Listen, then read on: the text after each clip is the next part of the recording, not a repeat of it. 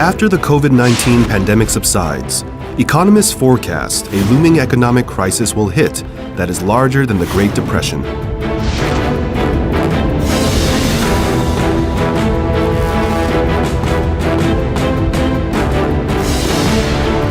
Governments are implementing bold measures to prevent this gloomy prospect becoming reality.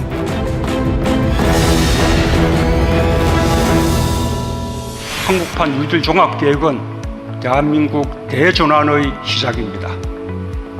세계를 선도하는 나라로 도약하는 출발점입니다.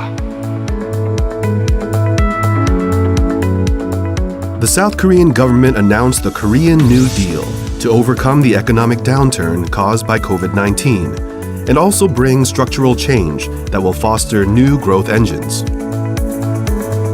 The deal contains plans to invest 160 trillion won by 2025.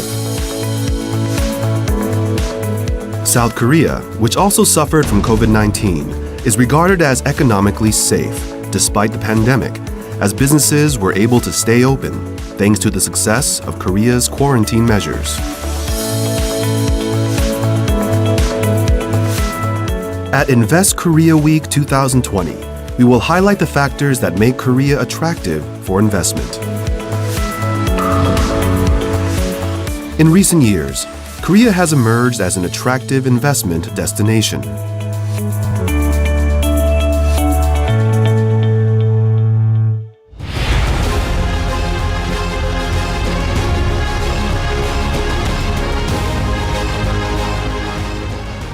COVID-19 has created an immense change for everybody. No one, no city, no country has been left untouched by its impact, which continue to reverberate around the world. But how permanent will this change be? How has COVID-19 affected consumers, corporates, and governments, and how is it reshaping the global trade and investment landscape? I want to welcome our viewers in Korea and around the world. I'm Kanyang Jennifer Moon, and this is Invest Korea Week 2020.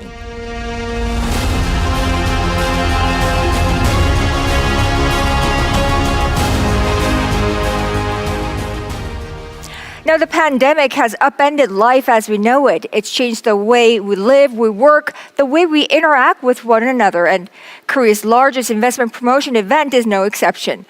Hosted by the Korean Ministry of Trade, Industry, and Energy and organized by Korea Trade Investment Promotion Agency, the 16th Invest Korea Week is brought to you the pandemic style.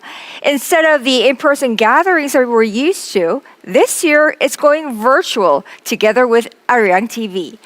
But before we delve any further, allow me to introduce to you Kwon Pyong-oh, President and CEO of Kochira, the organizer of Invest Korea Week 2020. Mr. Kwon, the floor is yours.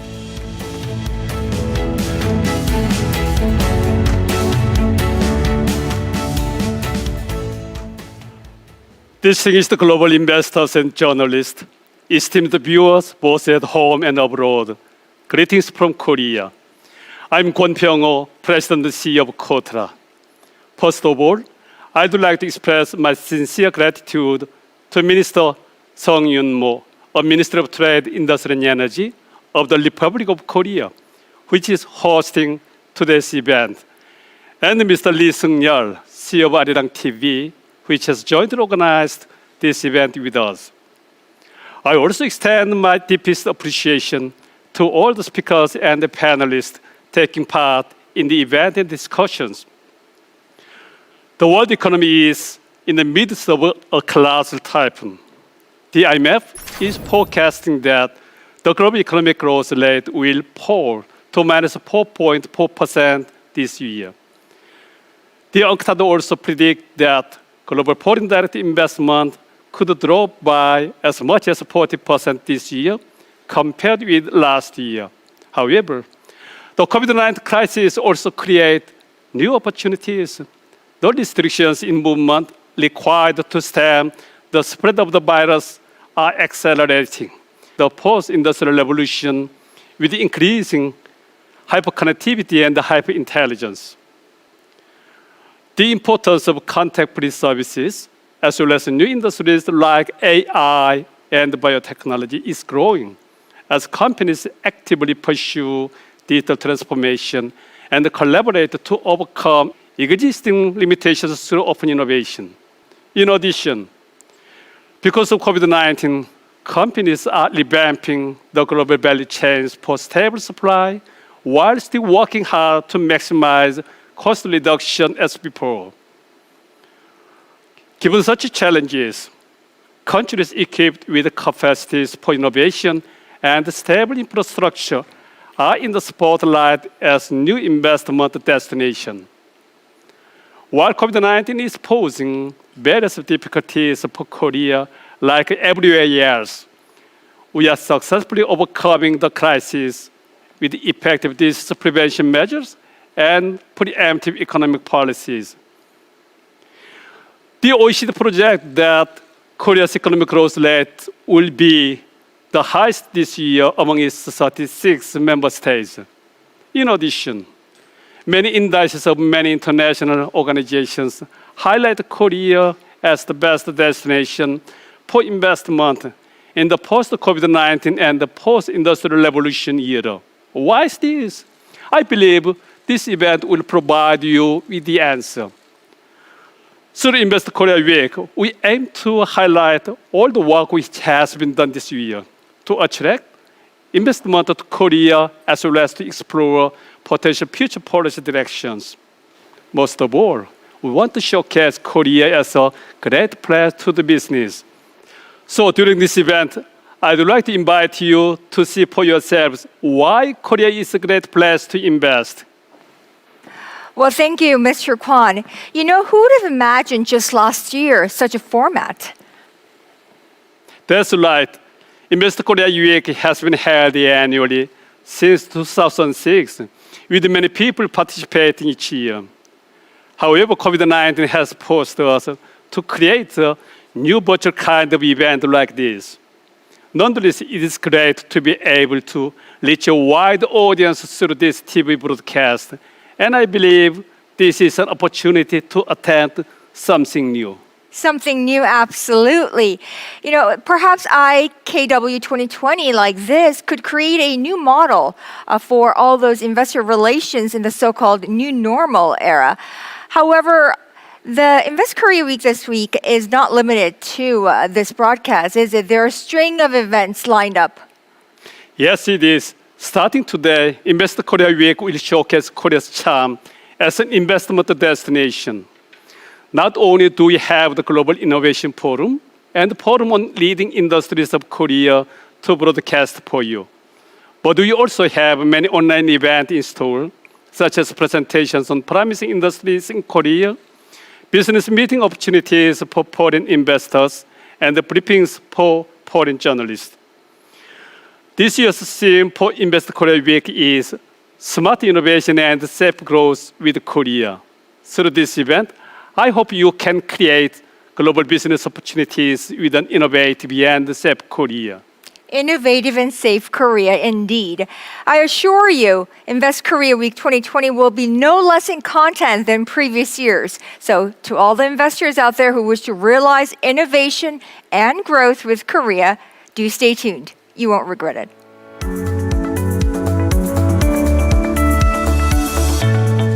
여러분, 반갑습니다. 산업통상자부 장관 성윤모입니다. 코로나19의 글로벌 확산에도 불구하고 외국인 투자주간에 참가해 주신 글로벌 투자자 여러분과 연사분께 감사의 말씀을 드립니다.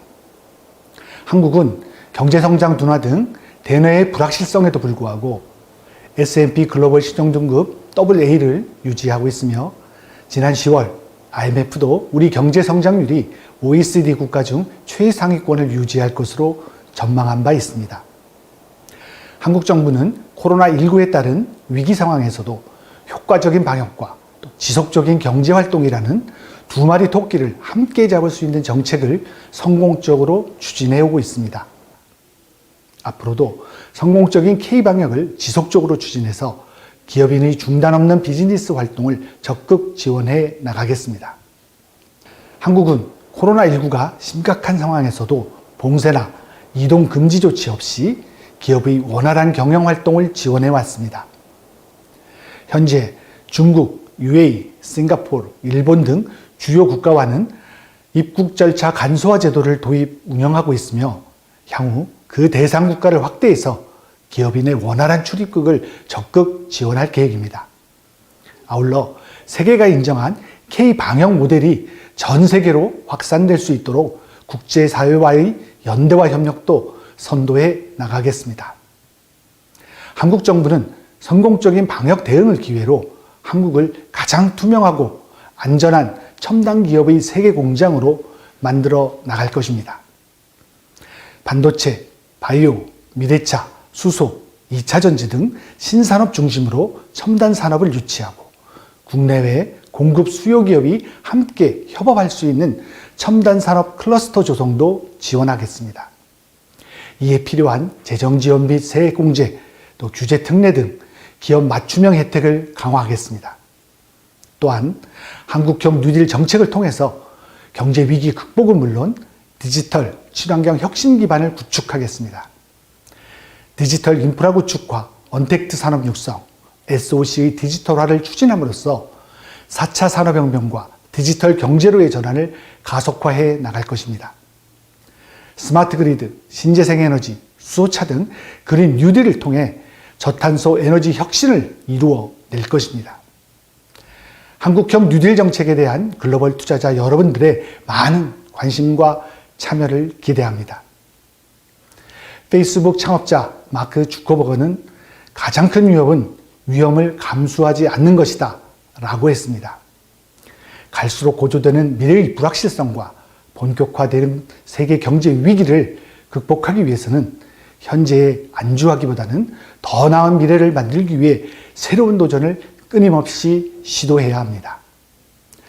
대한민국 정부는 여러분들의 성공적인 기업 활동을 위해 아낌없는 지원을 약속드립니다. 마지막으로 2020 외국인 투자주간 행사에 참여해 주신 여러분의 가정과 또 기업의 행복과 번영이 함께 하시길 기원합니다. 감사합니다.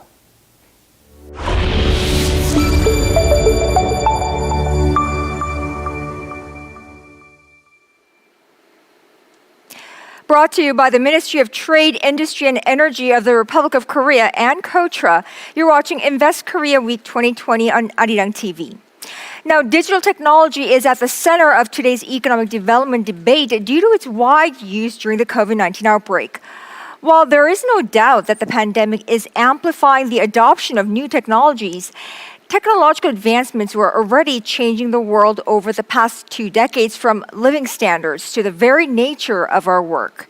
Now, even before the pandemic struck, some features of the state of technological progress were especially salient. Necessity is the mother of invention. COVID-19, the accelerator of innovation. So how do we harness the digital transformation of the COVID era? Let's talk about it on the Invest Korea Week 2020, the Global Innovation Forum. First, a thorough assessment of the post-pandemic business environment and investment strategies. For that, I have a wonderful panel of experts joining us from different corners of the globe. Now, first, connecting from Geneva is Dr. James Zan, Senior Director of Investment and Enterprise at the United Nations Conference on Trade and Development, or UNCTAD. James, with a rich hands-on experience both at the national and international level in the areas of trade, investment, technology, and business facilitation. He is the lead author of the UN's annual World Investment Report. James, it's great to have you on our show. Thank you very much for having me. And connecting with us from London is Jacopo Dettini, editor of FDI Magazine, a specialist publication from the Financial Times. Leading the title's multimedia editorial coverage and strategic development, Jacopo is a renowned journalist in the area of investment and finance. Jacopo, it's great to have you on the panel. Thank you very much, Jennifer. My pleasure. Now, so let's get to it. The short-term impact and response from COVID-19. James, in UNCTAD's World Annual Report for this year, you forecast global FDI to plunge by up to 40% on year. Now, that would bring FDI below $1 trillion for the first time in 15 years. Why is FDI more severely impacted by COVID-19 than other indices? Yes, Jennifer. As you mentioned, the global FDI is expected to decline by up to 40% this year, and this is more drastic than the global trade and global GDP. Global trade is going to decline by roughly 9% for the time being. The forecast, and for global GDP is 4.5% to 5%. But for FDI, the decline will be up to 40%, and this is a kind of an impact on all regions. And for foreign investment, they are very sensitive to the demand, supply, and the policies. And this time, the pandemic is a triple shock to the global FDI, that is supply, demand, and policies. And for that, the impact is much larger, and particularly the disruption to the global supply chain. And for that, if one region is affected, and then the whole supply chain is impacted. But at the moment, we see that all regions and all industries are impacted, and particularly those which are related to global value chains. James, what about the impact on COVID-19 on the global FDI flows and investment, particularly attaining to East and Southeast Asia? Yeah, all countries and regions are affected, even though it's varied. According to our very latest, this week, the release of the data, global FDI for the first half of this year has declined by 49%. So it was almost half. And that also happened with cross-border merger acquisitions, greenfield investment, and investment project finance. And these are the three indicators showing all drastic decline of investment globally. In terms of regions, developing economies are expected to suffer more than the advanced economies. But for the first half of the year, what we have seen the data that shows that developed economies, the advanced economies, suffered most. They got a drastic decline of over 70% over. And for developing economies, they weathered the storm rather well so far, and we see the decline is much less. Take Asia, for example, developing Asia, East and Southeast Asia, the decline is roughly about 12% for the first half of the year. Having said that, we know that for East and Southeast Asia, this region is very much dependent on global value chains. And this is what we call global value chain intensive industries are located in this region. It was affected at the very beginning of the year, the disruption, but the region had a kind of rebound quite quickly. They had a quick response and effective response to COVID-19. Therefore, it was heading a kind of recovery. That's why we see that investment in this region so far hasn't been suffered as much as those as other regions like Latin America, Africa, in particular advanced countries. But James, if I'm correct, foreign direct investment, it reacts with a time lag to recessions. Does that mean the global FDI flows will drop even further next year? Yes, that's correct. If you look at the forecasts of international organizations related to GDP and trade, they all expect that global trade and GDP will recover sometime next year. But for foreign direct investment, according to our forecast, the global FDI will continue to decline. It will decline further 5 to 10% in 2021. So it's only till 2022, global FDI would probably start its recovery. So that's why we say for GDP and the trade, it could be a kind of V-shaped recovery. While it comes to FDI, it will be a U-shaped recovery. Right, so you don't subscribe to this V-shaped, but rather a U-shaped. Now, Jacopo, based on your FDI analyses and numerous interviews with business leaders and experts around the world, how have businesses, particularly MNEs, reacted to this pandemic?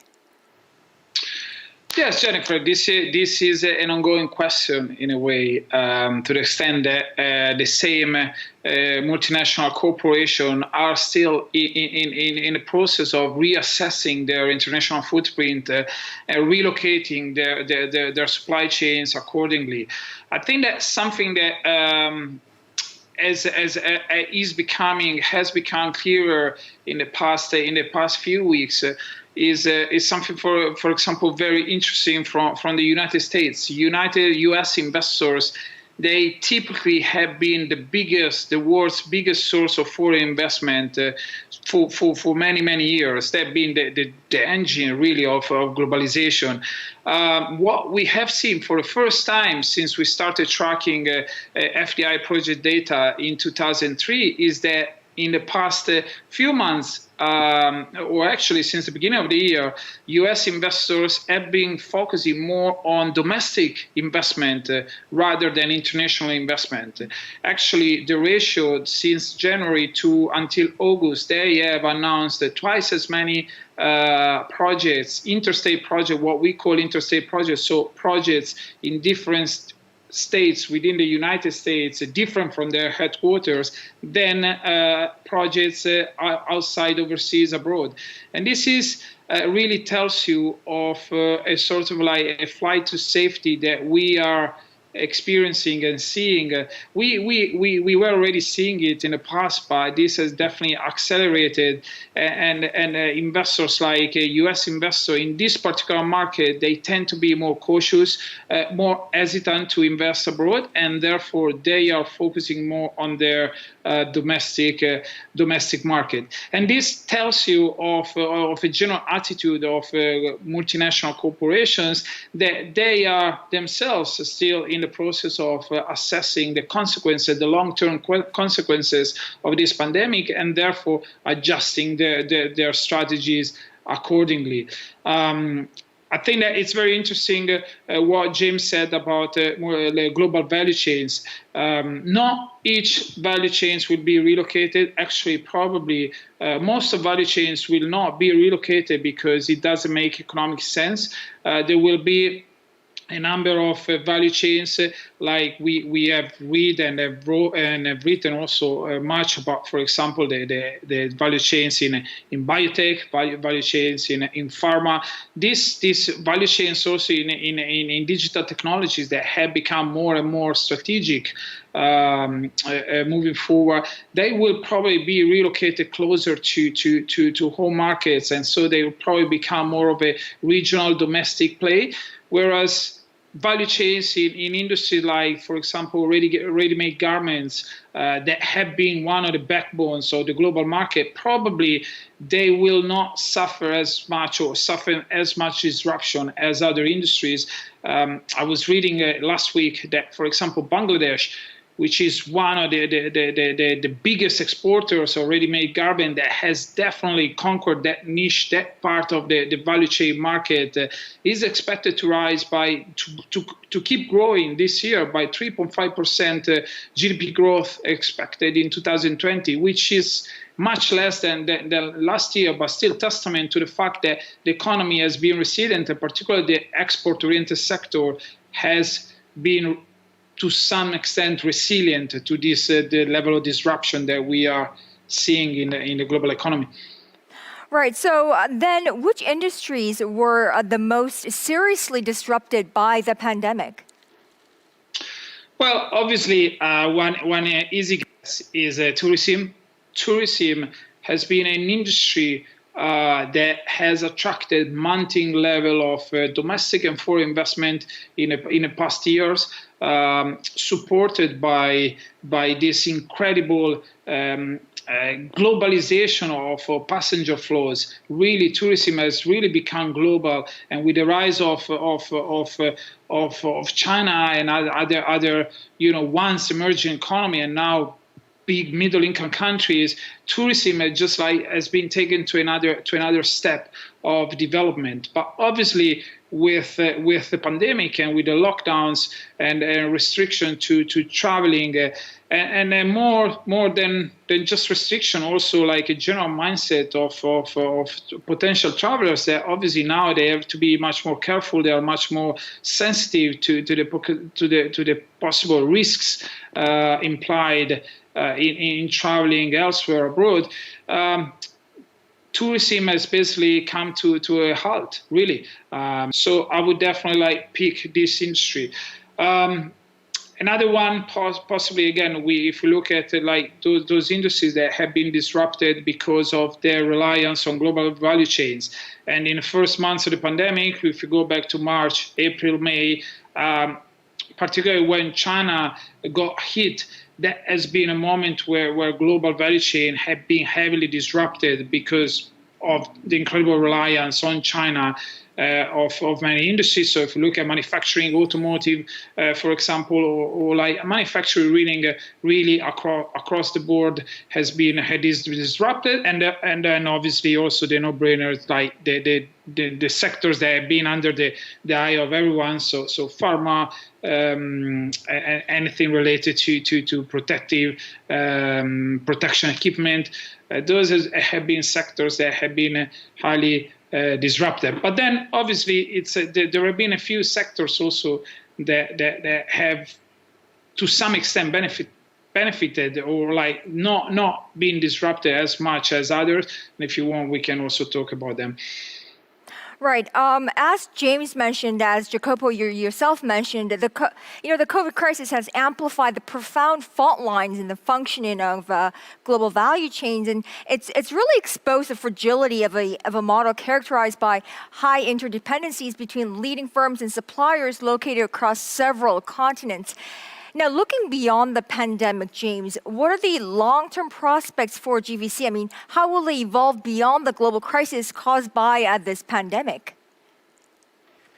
Jennifer, for this longer-term prospect, we have done an analysis, and first we monitored the global value chain development international production system over the past 3 decades, and we observed that over the past 3 decades, there have been 2 decades of growth followed by 1 decade of stagnation. In fact, the last decade, cross-border investment in fiscal productive assets stopped growing. The growth of trade slowed down and the GVC trade declined. So in fact, according to our assessment, the past decade was already quiet before the storm. The crisis caused by the COVID-19 pandemic arrives on top of existing challenges, that is the international production systems from the new industrial revolution, sustainability imperative, and the growing economic nationalism. So the 3 big drivers that start driving the transformation of international production system of global value chains. And in fact, these challenges were already reaching to an inflection point, and the pandemic sets to tip the scales. So what we foresee is a decade towards 2030 is likely to be a kind of a decade of transformation of global value chains. And for that, there will be kind of a general direction driven by all these challenges, plus the challenge of a kind of resilience-driven restructuring of global companies after the pandemic. So we see kind of 4 trajectories of transformation: reshoring to a certain extent, or nearshoring. The second is kind of diversification of the global value chains. The third is regionalization or sub-regionalization of the value chain. And the fourth is replication that is driven by distributed manufacturing. So what are the implications of this transformation? We see there are quite a number of them. I can name quite a few. For example, there could be a shorter and less fragmented global value chains for in the year to come. There will be more concentrated value added because of distributed manufacturing driven by technology and also sustainability imperative. There could be more platform driven and asset light value chain governance instead of lead firms. And then there could be a shift from global to regional or sub-regional value chains because of nearshoring. And there could be a kind of downward pressure as a result of what I said earlier, a kind of global efficiency-seeking FDI in favor of regional market-seeking FDI. And there could be downward pressure on global trade in intermediate goods, but less so on final goods. And there could be also a shift of some industries from large-scale manufacturing to smaller scales, distributed manufacturing, closer to clients, closer to the market. There will be continued growth and further internationalization, or we call it fragmentation, of services value chain. I think Jacobo mentioned there are different types of industries that will change into different directions in the future. There could be a resilience and national security concerns that getting stronger and stronger, that become a key drivers of global value chain diversification, geographical diversification. And there could be a shift of global value chain investment to cross-border investment in infrastructure, in domestic services, and there could be more and more investment in green and blue economies driven by the sustainable development and sustainable development goals of the UN. So that what we see beyond the pandemic, as your question. Beyond the pandemic, there could be a kind of a significant transformation of the global value chain. It won't happen overnight, but it will happen drastically in the years to come. Right, so there's a transformation along the way. So I wonder, how should countries respond to the GVC transformation in the 2020s? You know, all these have what I said, the 10 kind of implications that require policy response, because policy matters for country to attract investment. There is a kind of a need of the policy response, what I called a kind of a paradigm shift, and to move towards a new global value chain development path. And for that, policymakers need to get prepared for the challenges, for the transformation. And for that, we see 4 major challenges among the many. For example, there could be increased divestment, relocation to a certain extent, and investment diversion, and the shrinking pool of efficiency-seeking investment, as I mentioned earlier, that implies a kind of tougher competition for foreign direct investment. The second possible challenge is kind of value capture in GVC development paths based on vertical specialization that will become more difficult. And the third is that industrial infrastructure built for a world of GVC will see diminishing returns, so we need a new kind of direction. And then there could be a change in locational determinants of investment that will often negatively affect the chances of developing countries to attract multinationals operations. But there are also plenty of opportunities for countries that they can attract investors looking for diversified supply bases and building redundancy and resilience. So that's built on corporate restructuring. The second is that to pull the pool of regional market-seeking investment will also increase, that creates opportunities for regions other than the current situation that investment has been concentrated in East and Southeast Asia. And the third is that shorter value chains in manufacturing that will bring more investment in distributed manufacturing that's driven by industrial revolution and the rising protectionism. And it's the final goods production with broader industrial capacity building and clustering.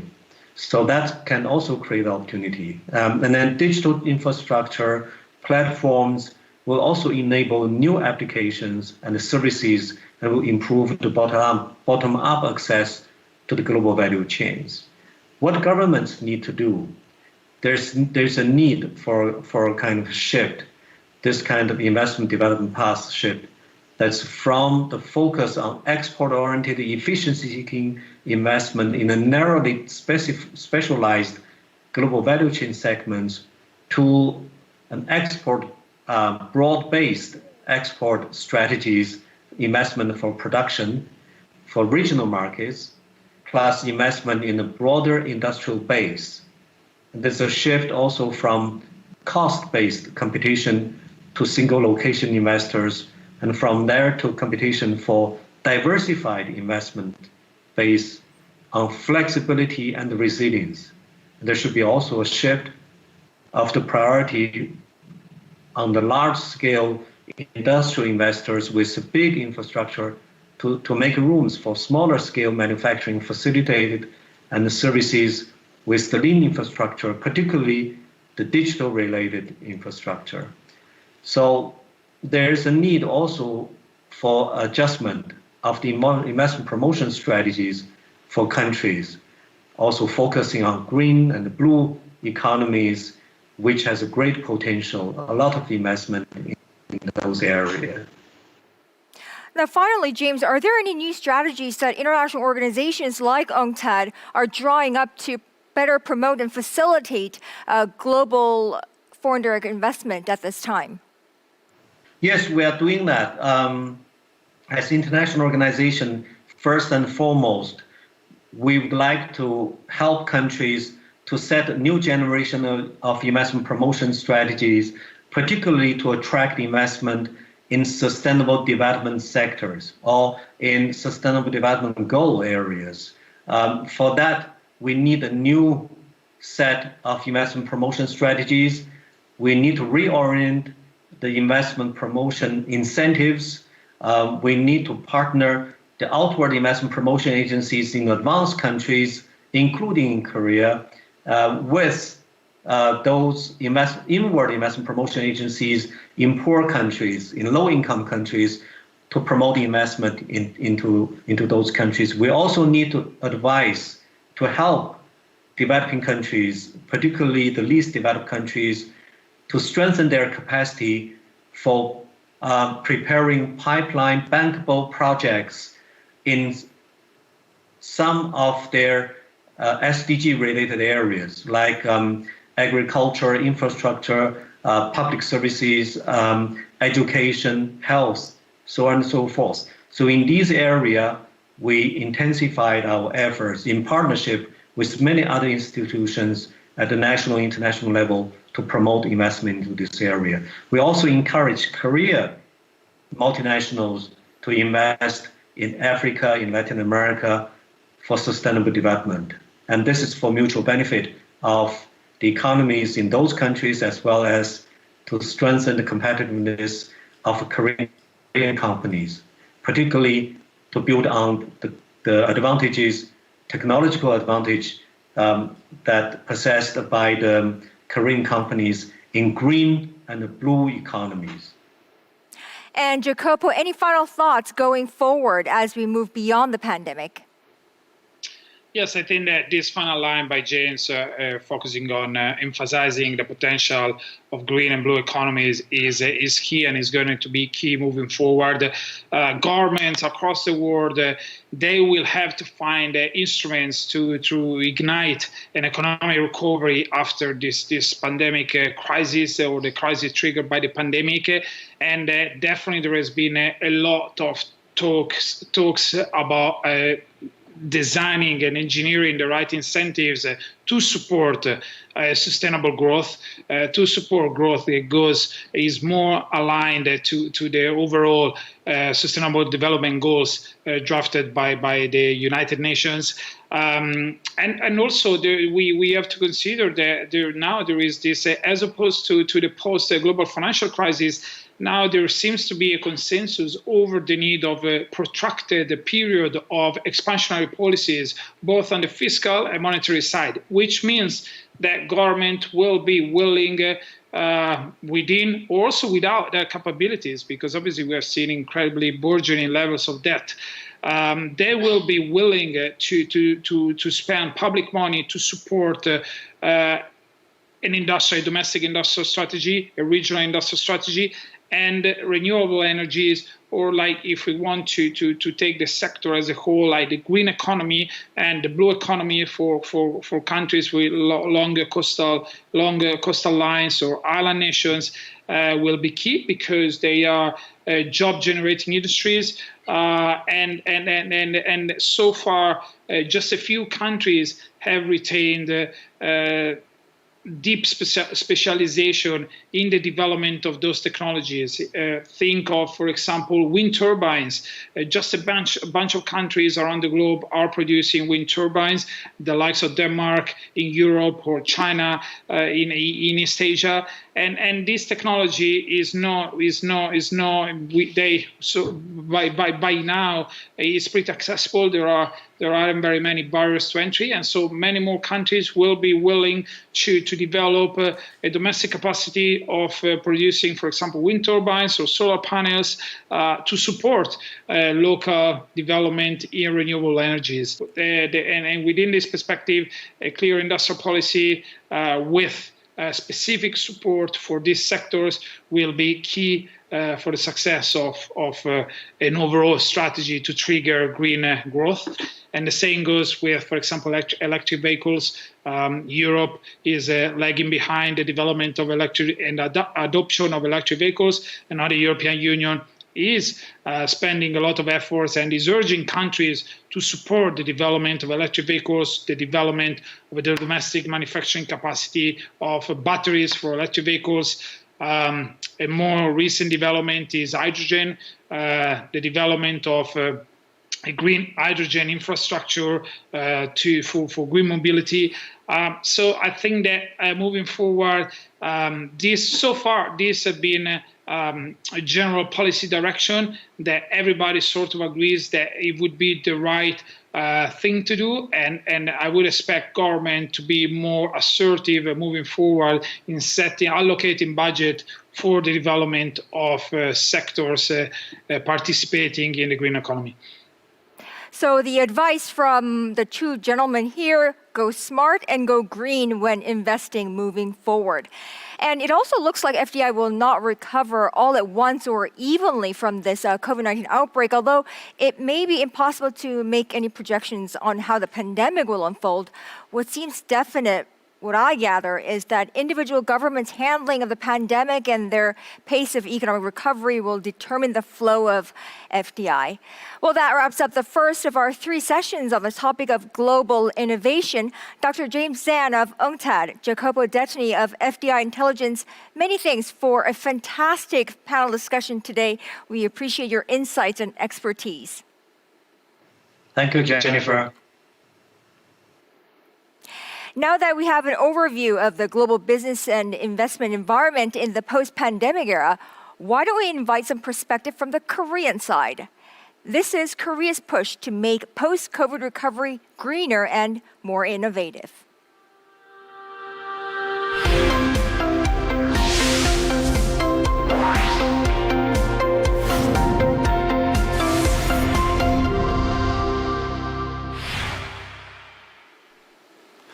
Hello, my name is Sean Chang, Head of Invest Korea.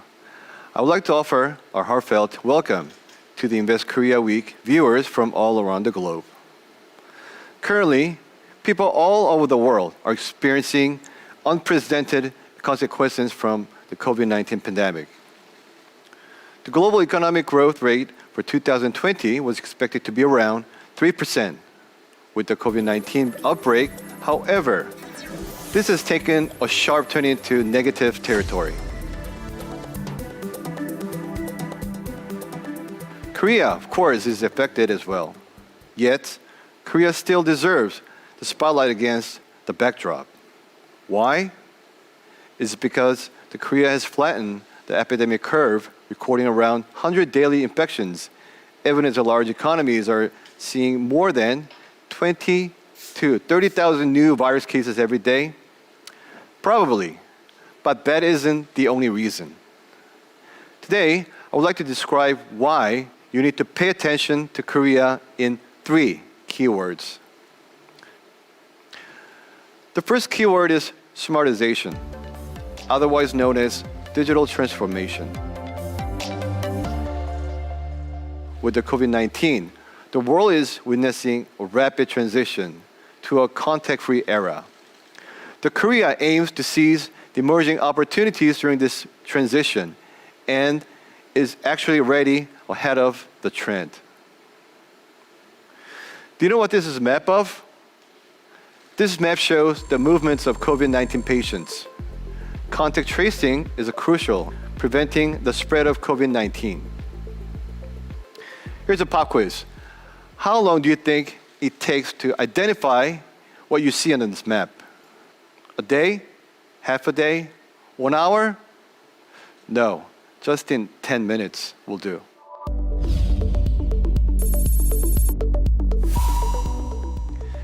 This is possible through Korea's epidemiological survey support system, which utilizes smart city technology. With this system, Korea has digitized the entire process of contact tracing. What used to take 24 hours in highly manual process is now replaced by just a single click. Digitalization allows real-time information transactions to be exchanged among 28 relevant organizations, helping trace the contact of confirmed patients through a real-time analysis of big data.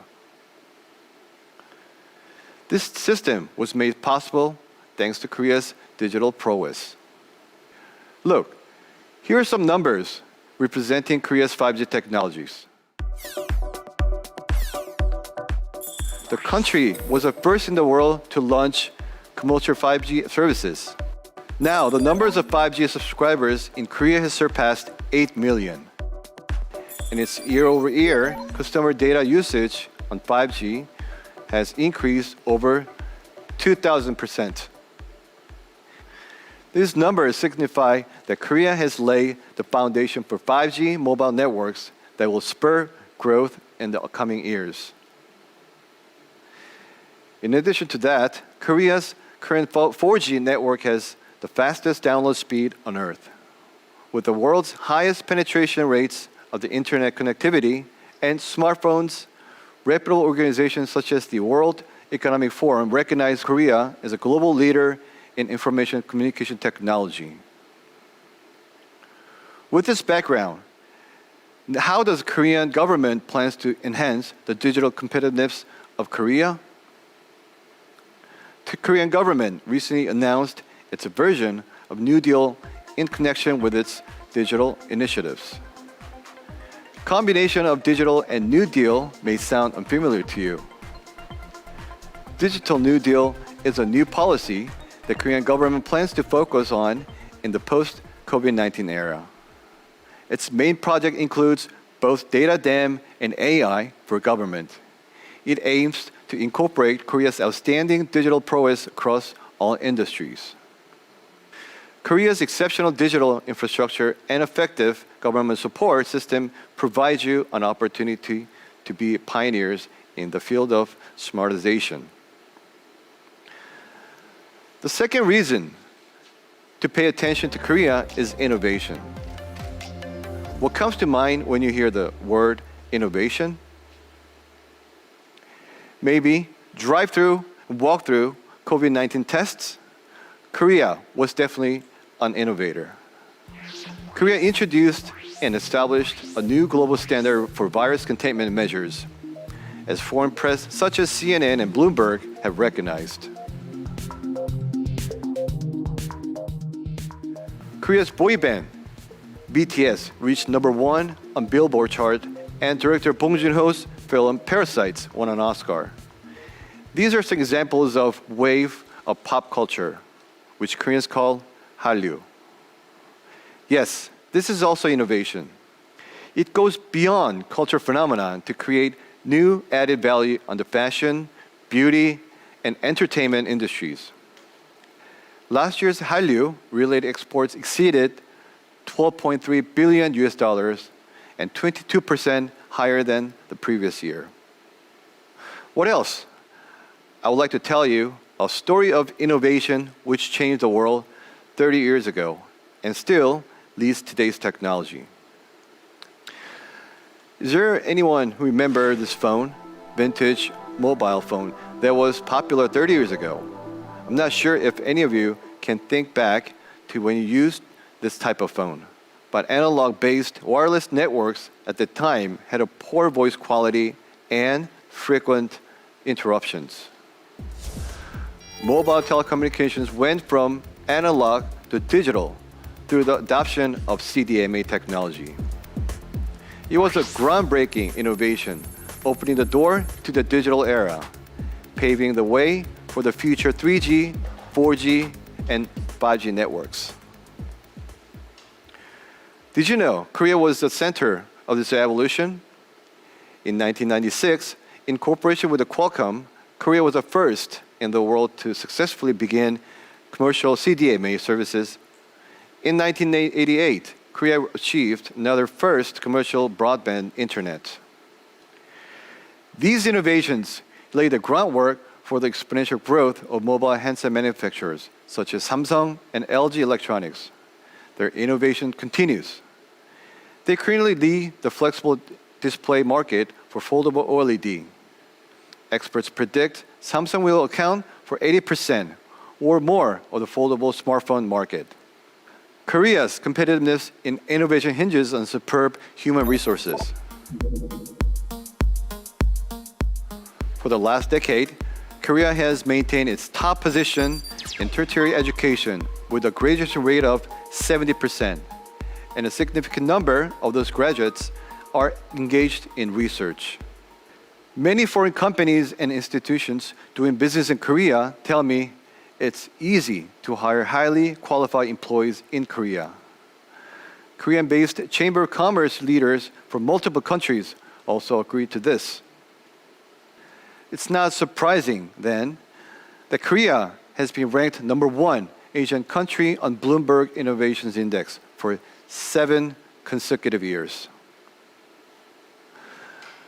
Third keyword you should pay attention to is stability. Even in this time of crisis, the Korean economy is maintaining its growth, which is powered by its uniquely stable environment. There have never been any local lockdowns for restrictions on travel, even at the apex of COVID-19 cases. Companies continue to operate in a reliable business environment. Stability allowed voters to turn up at polling stations past April. Korea recorded the highest voter turnout rate of 66.2% and gained global recognition for safety, completing its election amidst the COVID-19 pandemic.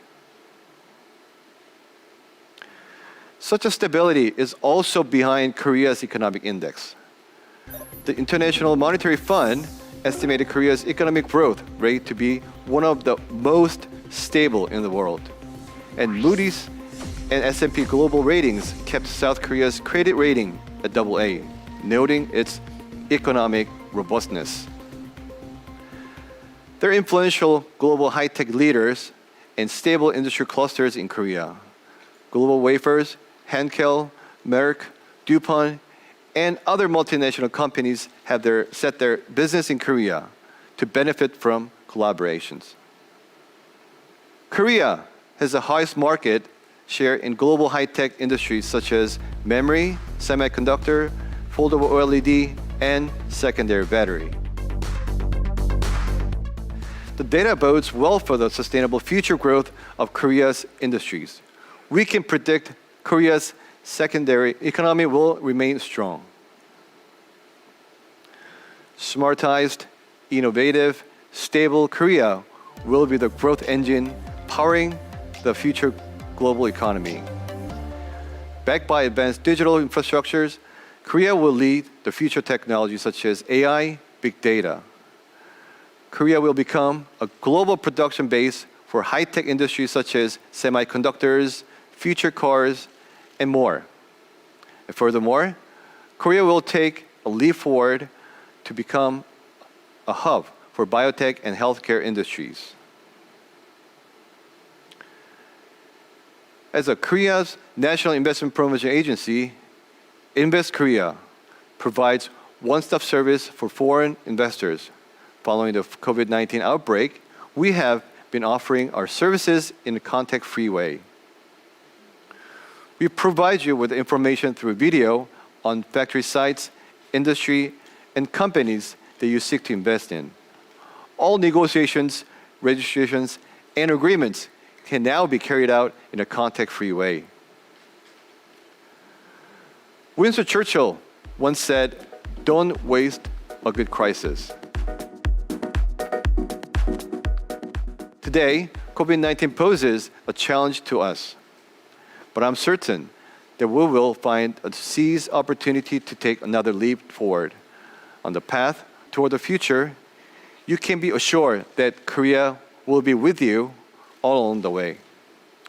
I would like to extend to you an invitation to Korea, the country that leads the future. Thank you.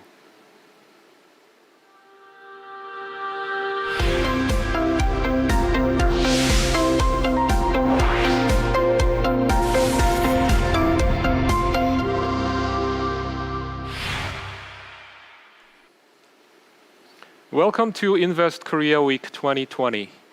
I'm the chairperson of the Presidential Committee on the Fourth Industrial Revolution. This committee was created about 3 years ago by the President. And the main role is to review and adjust government policies related to digital technology, and also to foster public and private collaboration. Today, I'm going to briefly talk about what is going on in Korea in terms of digital transformation. Now let's talk about the Fourth Industrial Revolution. About 150 years ago, there was the first one, which was mainly driven by steam engine, and people were able to see new devices such as automobiles and trains. And later, there was the Second Industrial Revolution, which was mainly driven by electric energy to enable mass production. And later, in this century maybe, there was the third one, which is characterized by using computers and internet. Now, many people say that we are living in the era of the Fourth Industrial Revolution. Then what is driving this generation of revolution? I think that the two key components are hyperconnectivity provided by 5G and network, and artificial intelligence driven by big data technology. So as you can see from the slide, the cycle is being shortened, whereas the scope and impact are extended from generation of revolution to another. So a variety of activities are going on in major countries. For example, in Silicon Valley in the United States, many global IT tech companies such as Facebook, Amazon, Netflix, and Google are continuously innovating, and they are creating new technologies, services, and products.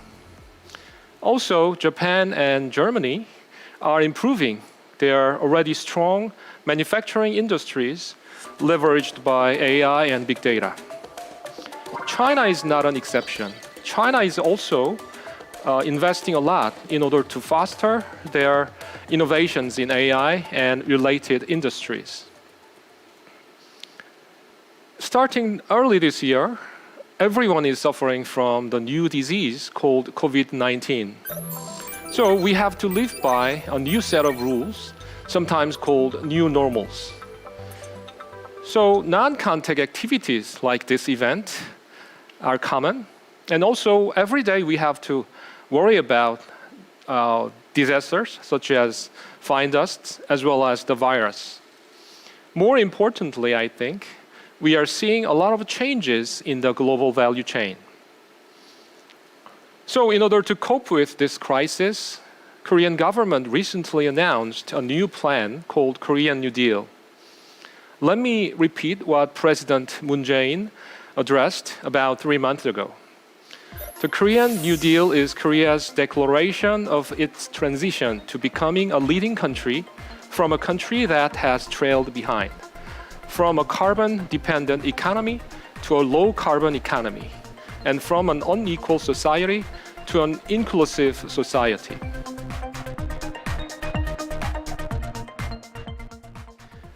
So, by investing a lot of money and resources, for example, Korea is planning on investing more than 140 billion US dollars, creating approximately 2 million jobs in the next 5 years or so.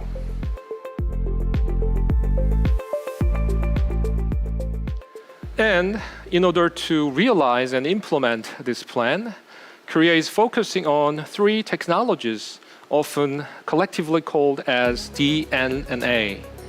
So data, network, and AI. For example, in order to effectively respond to this COVID-19 pandemic, Korea has been using those 3 technologies. For example, big data for epidemiology, and network for social distancing, and AI for prompt and effective diagnosis. By combining these 3 technologies, we are hoping that we can create a new benchmark for the rest of the world. So DNA is the key to opening this post-COVID era, and Korean New Deal for innovation and growth can be characterized many facts. But let me talk about 3 objectives. First, we want to establish and curate a very high-quality data reservoir called data dam. Using the data collected in the dam, people will be able to develop better services and products. Secondly, we want to nurture digital innovation talents for next-generation education and business opportunities. Finally, we want to digitalize our SOC for public safety and convenience. So, taken together, we want to make another major leap in nationwide competitiveness and digital competencies. So the digital dam concept is very similar to that of data lake in the data engineering. By curating high-quality data, we can take advantage of the collected data in many different purposes. For example, many AI-based services can be made better by using a huge volume of data curated by this Digital New Deal project. So as you know, AI is a very general purpose technology. In terms of engineering, AI is a technology to create a machine that can think or act like human beings. So AI can learn, and AI can provide some level of intelligence that can be applied a variety of areas and industry applications. So AI technology is important, and also we have to think about, for example, social issues like losing jobs and so on. Anyhow, in post-COVID era, AI technologies will be very useful for handling and fighting against the disease. So Korea is very unique in the sense that it has a very solid and strong industry, manufacturing industry, for example, number 1 in memory semiconductor businesses. And Korea also has a very strong ICT infrastructure. Almost everybody has computers and laptops and so on. And we are very open to new technologies. So by combining these 2 important aspects of innovation, Korea is hoping to create new values. Now let me talk about what we are doing in the Presidential Committee on the 4th Industrial Revolution.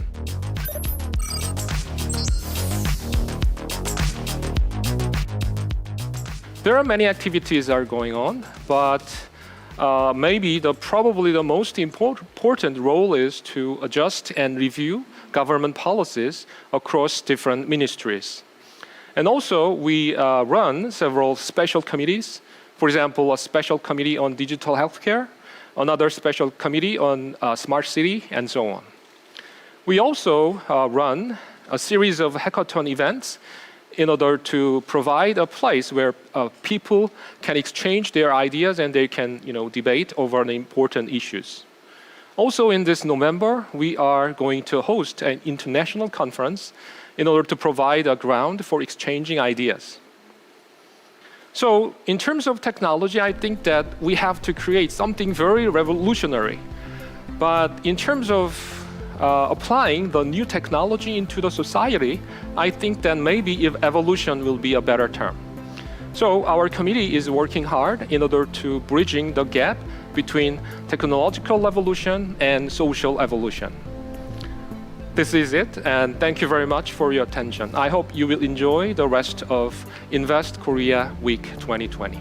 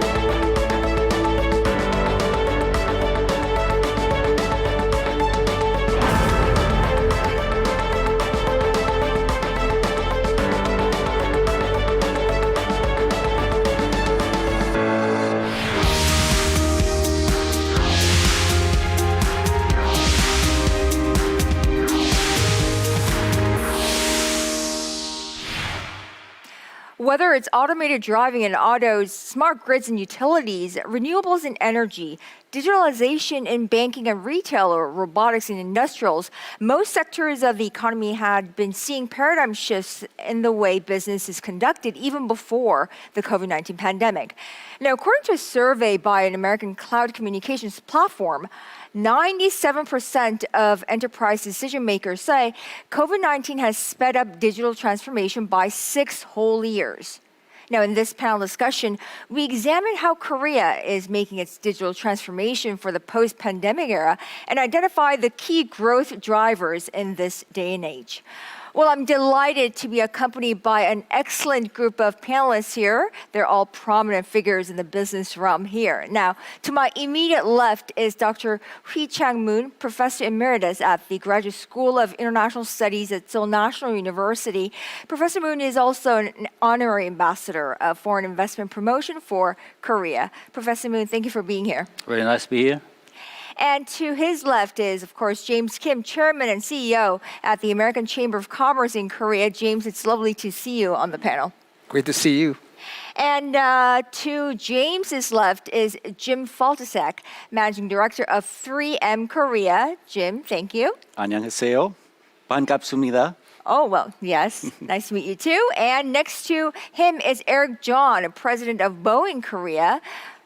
Eric, good to see you. And last but not least, on the other far end is Julian Klaus, Head of Technology Office at BMW Korea. Thank you for having me here. And later in the discussion, we'll also link up with William Chen, a VP of Global Wafers in Taiwan. So let's get this ball rolling. Now, I think, Invest Korea Week 2020 is just another example of how digital transformation has sped up in this COVID-19 era. As you can see, we've switched format to TV broadcasting as well as online promotions as well. I'd like to know, Professor Moon, the COVID-19 pandemic has extensively dampened the global economy and continues to threaten human lives, but also disrupt economic activity around the world. Extraordinary policies, I feel, are required to walk the tightrope towards recovery. How is Korea doing? Well, as you know, Korea has been doing very good, but we are not satisfied with this. The thing that we have done very good is just to survive. But survival is not enough. So we have to go beyond survival. We have to thrive based on this pandemic. Historically, human being has been survived, but beyond that, we have thrived. Like as you know, like the 14th century, there was a very big pandemic in Europe, that is Black Death. But after that one, there was Renaissance in Italy. And you know that the famous Leonardo da Vinci, and his real value is not good paintings, but his paintings include science and humanities. So through this kind of severe experience of pandemic, and human being has developed some other technologies and sciences and integrate them into their own field.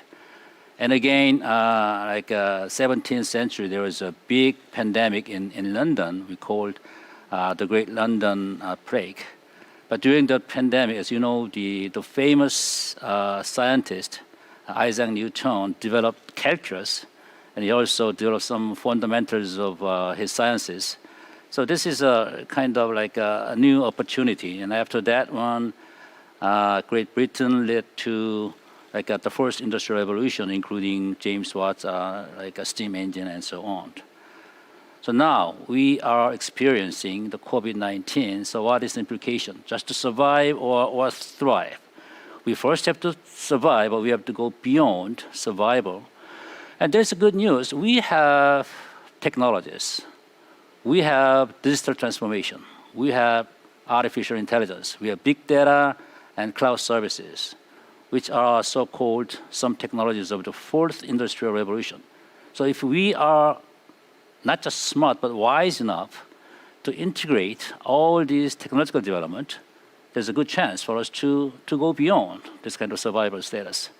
So the future of Korea depends on how much and how efficiently adopt and utilize these new technologies into our daily life, not just business, but all the corners of daily life.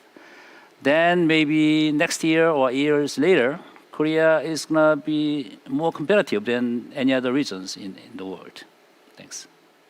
Right, and I think that's in large part Korea's COVID response, so response to the pandemic in the early stages with its test, track, and treat system.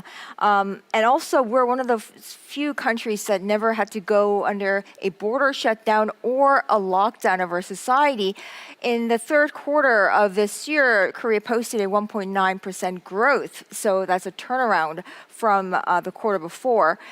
Now, James, I'd like to know how the Korean government's response to COVID has helped American businesses operate in Korea. I mean, is it helpful to those firms? First of all, Jennifer, thank you so much for having me on your panel. I just want to say that the Korean government's response to COVID-19, I use the word great. When you compare Korea to other countries in the world, the 3 T's, amazing what they've done. And also at AmCham, we have 30 board of governors, all representing different kind of industries, different sizes, but fairly iconic U.S. companies. And when you take away travel and tourism industries, or companies that are directly linked to travel and tourism, they're all doing really, really good here in Korea. Take a look at the IT companies. They're kind of leading the way with digital transformation. I talked to board members, whether it's McDonald's and their 400 restaurants that are really, really doing a great job. Costco, because of their e-commerce business, their business is really, really strong. And even in the cosmetics industry, Estee Lauder, those companies are continuing to do very well. And it goes to show you that despite some of the negative news out there, companies that are ready are prospering here in Korea, and Korea is a great market for U.S. companies to invest and do more things with. Right, and absolutely, I agree with you. But speaking of the response to COVID, how can we not talk about 3M, the 3M brand of being in the on the body of the pandemic fighters? That's quite impressive. What sort of changes, Jim, has 3M gone through or is going through after COVID? I mean, how is 3M responding to this prolonged pandemic? Let me first start with saying, I think the spirit of Korea has really shown throughout this period, and I'm proud to be here. From a standpoint of 3M, I think we've played a unique and critical role in fighting the pandemic. First of all, starting with keeping our employees safe. But then there's the idea of, how do we protect frontline and healthcare workers and first responders? How do we support our communities and how do we, business continuity, forge a path forward throughout all of this? So I would say from a standpoint of protecting frontline and healthcare workers, we started preparing in, SARS, after SARS, to be prepared to be able to up our production of PPE. And so we've done that and worked very closely with the Korean government and CDC to make sure that we get those supplies to the frontline workers. From a community standpoint, I'm proud that, we're investing in our communities. We've got $5 million to research institutions and $400,000 grant to the Seoul National University for treatment and vaccine research. And then from a business continuity standpoint, I'm excited about what we've learned to do during this period is work closely with other companies. And so we've applied that to PPE sorts of products during this period, but I'm excited about the opportunities that we've learned, and so going forward, we're in a better situation to be able to work together with other companies and innovate faster. Right, that's great to hear. But, Eric, with COVID-19 having such an impact on the aviation industry, it seems like the aviation industry players need a short and long-term strategies for this. What is Boeing doing to offset this, and what are the plans for the future?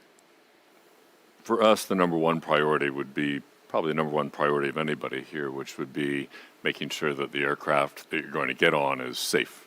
That your health and your safety are the same as when you arrive as when you left, that you're not going to get something on the plane. So we've done a data-driven approach on that, and as has the U.S. Department of Defense with Transportation Command and IATA. 3 different studies have looked at the safety of the airplane, and we've looked at the airflow from top to bottom, the HEPA filters that you have on the aircraft, and the data of travel over this year. And it shows that being on an aircraft, even if it's full, even if you're flying from Seoul to New York, the social distancing equivalent on a full aircraft is 7 feet between people. So it's safer to actually be on an aircraft flying to LA than it is the proximity within which we're sitting right here on this panel. Second, if you look at the data from January of this year, we've had 16 million flights globally, 1.3 billion passengers, and fewer than 50 confirmed cases of passenger-to-passenger transmission on the flight. So another point of data that shows the flights are safe. So that would be the short term is, can we feel confident getting on a plane? I'd say yes. Mm-hmm. The next part is how do you work with governments to ensure that the airports, getting to the airports, getting from the airports on arrival, those are safe. And that's an effort that you're seeing coalesce right now too. And then finally, the efforts you're seeing between Japan and Korea, for example, how do you move these travel bubbles so that one safe population can travel into another safe population, knowing that the bridge between you, the flight, is also equally or more safe. And I think that's a good path to get people started on this recovery that all of us need for business. Right. I mean, safety, I think, more than ever has become a key word in your businesses as well. James, what are the trends that you're seeing among American companies that are investing in Korea post-COVID? I think, Jennifer, you mentioned safety as probably the most critical trend that we need to focus on. But taking away safety, I can really think of one key word, which is digital transformation. Everywhere I go, every company that I speak with, digital transformation seems to be really important. But I think that when I get asked the question, what can companies do to really get faster with digital transformation? It's the companies that are accelerating digital transformation are the ones that are winning. In fact, companies even pre-COVID-19 should already be doing digital transformation. So I think one positive aspect of COVID-19 is that it has forced companies to accelerate digital transformation, to adopt it, to accept it. Look at what we're doing in the world of virtual learning, virtual conferences today. In fact, even at AmCham, we have a lot of webinars now, and these webinars have created a much bigger ecosystem for audiences to participate, to learn, and to add value. So for us, the faster you can do digital transformation, the more effective you can do it. That's a powerful trend that we should all accept. Right. So adopting to this times by accelerating digital transformation and embracing it. And, how can we not talk about Julian BMW when we talk about innovation and digital transformation?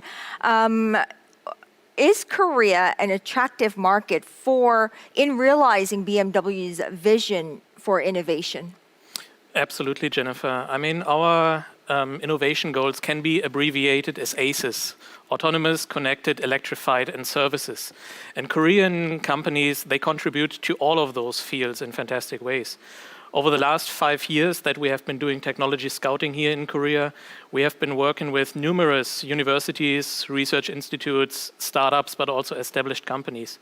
And we have been able to transfer a lot of technologies from those companies back into our R&D pipeline. So seeing this success of the last years, we have clearly decided to invest more into Korea. And I think especially in times of crisis, coronavirus crisis like this, it shows what the strength of Korean technology innovators really is. And that is the flexibility and agility that we see right now to adapt to new circumstances. And that helps us on the R&D side massively. Right. So I think all of you have pointed out Korea's digital infrastructure and digital transformation as a key strength in investing here.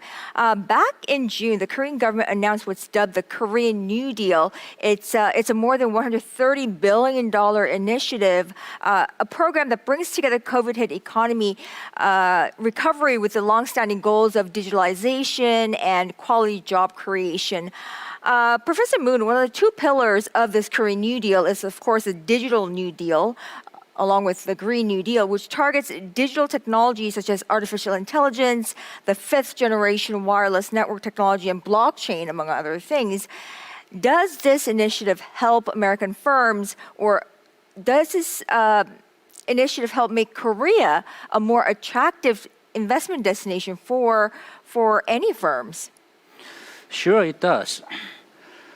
But I'd like to extend the scope of technologies more. It's not just digital transformation, but nowadays we have 4 major trends of technological development. Number 1 is artificial intelligence again, and then number 2 is big data, and number 3 is cloud services, and number 4 is digital transformation. And all these 4 technologies are not independent, but they are very much interdependent with each other. For example, we need big data, and then we need analytical tools, and then this is AI. And we need digitalization of the data to process with the AI technologies. And this whole process cannot be done within your desktop computer or laptop computers. We need like the big data storage. So that's cloud services. So these all 4 are interrelated. Where you talked about like one of the 2 pillars of the Korean New Deal policies. One is digital New Deal, and the other one is Green New Deal, and they are also not separate. The key core competencies of Amazon is not online selling. There's a big development, high level of AI. What about the Tesla? It's not just the company of producing electric cars, but there's a SpaceX and some other all AIs. So the key core competence of these fast-growing companies, this is AI. Well, definitely there is a digital transformation. So we need to combine these things. but still there's a way for us to go. But Korea, the problem is, or the good news is Korea is very fast. And digital transformation is the basic. And there's a need. And Koreans are very fast. And Koreans may catch up very well. So it's going to be a good business environment in the end. And that will help Korean economy to attract foreign investment. But still there's a little way to do. One more point is, I was in Silicon Valley for 1 year, and I started some fast-growing firms in Silicon Valley. And many people misunderstand the characteristic of Silicon Valley in California. They may assume that this is the place for computer-related or IT-related cluster. No. All the companies in the world are there. So this is really combination of everything, integration of everything. It's not just the basic industry, but related industries. It's not just industrial cluster, but it's also living cluster. So if you would like to develop a really globally competitive cluster, we have to develop some related sectors, not just digital transformation sector. We also have to develop some living infrastructure. The first-rate business people, like these guys, they would not come if the living structure is not good. So it's not just industrial issue, but also living issue. So anyway, there are some issues. That's good news, because we can develop further. Korea has done a pretty good job, but there's a good chance for further development. If we fix these some problems, if we develop these issues, then Korea is going to be the better destination for attracting foreign investment. Right. So a prescription for the Korean industrial clusters. Now, Julian, from an automotive industry's perspective, which policies and technologies in Korea's new digital deal are most interesting for you, and why? So I absolutely agree with Professor Moon that the whole digital New Deal has to be seen as a package, and it's very difficult to just look at one separate factor. Nevertheless, since you asked me about one particular area, I think the further expansion of the 5G network in Korea that's part of the deal of the New Deal is very, very crucial for all of us, and for us in the automotive space in particular.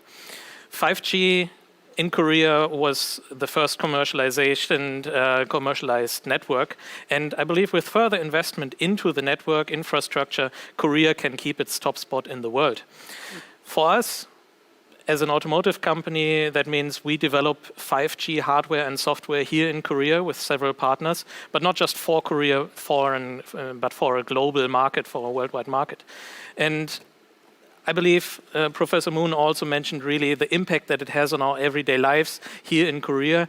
This is absolutely true for 5G. It will shape the way we live in the future, and it will shape the future of mobility. So this is my highlight point for the New Deal, clearly. Right. The new mobility part. Now, James, I want to pick up on your point from earlier. How do you expect American firms and businesses doing business in Korea, or those investors that are looking to invest in the Korean market, to benefit from this initiative? I actually think that U.S. companies, because of their IT strength, is in the best position to really do well in Korea. Take a look at all the IT companies that are here. When I first graduated from college, I actually worked in an IT company. I've had a chance to work for a lot of IT companies throughout my career. And the companies have transformed a lot, from mainframes to PCs to now, I guess, cloud services. And American companies are doing a real good job. Professor Moon talked about companies like Microsoft, Amazon, Facebook, Google. These companies are really leading the world in digital transformation. But I also think that as they start beefing up their team here, how they partner with Korean companies will also make a big difference. Because companies like Samsung, LG, Hyundai, they're all major IT companies here in its own right. So I feel that when the partnership between a US IT company and a Korean conglomerate such as these companies I just mentioned before, it's going to be a very powerful relationship builder between US and Korea. So I think that because of COVID, I see a lot of possibilities, a lot of opportunities for US companies and for Korean companies to partner with us. Right, turning opportunity, Yes. turning crisis into an opportunity seems to be another key word in this COVID era.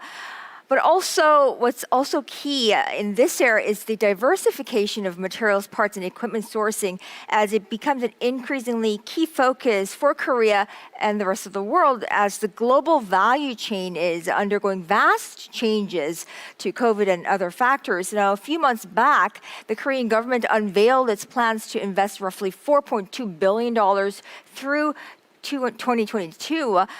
Now, James, do you think American businesses here will be impacted by this focus on materials and parts business by the government? Well, I need to commend the Korean government for always coming up with new ideas, new projects to stimulate and accelerate investments. I know that there's still a lot of details that need to be worked out. But I do believe that materials and parts are really important to American companies coming to South Korea. In fact, I ran one of the largest auto companies here in South Korea.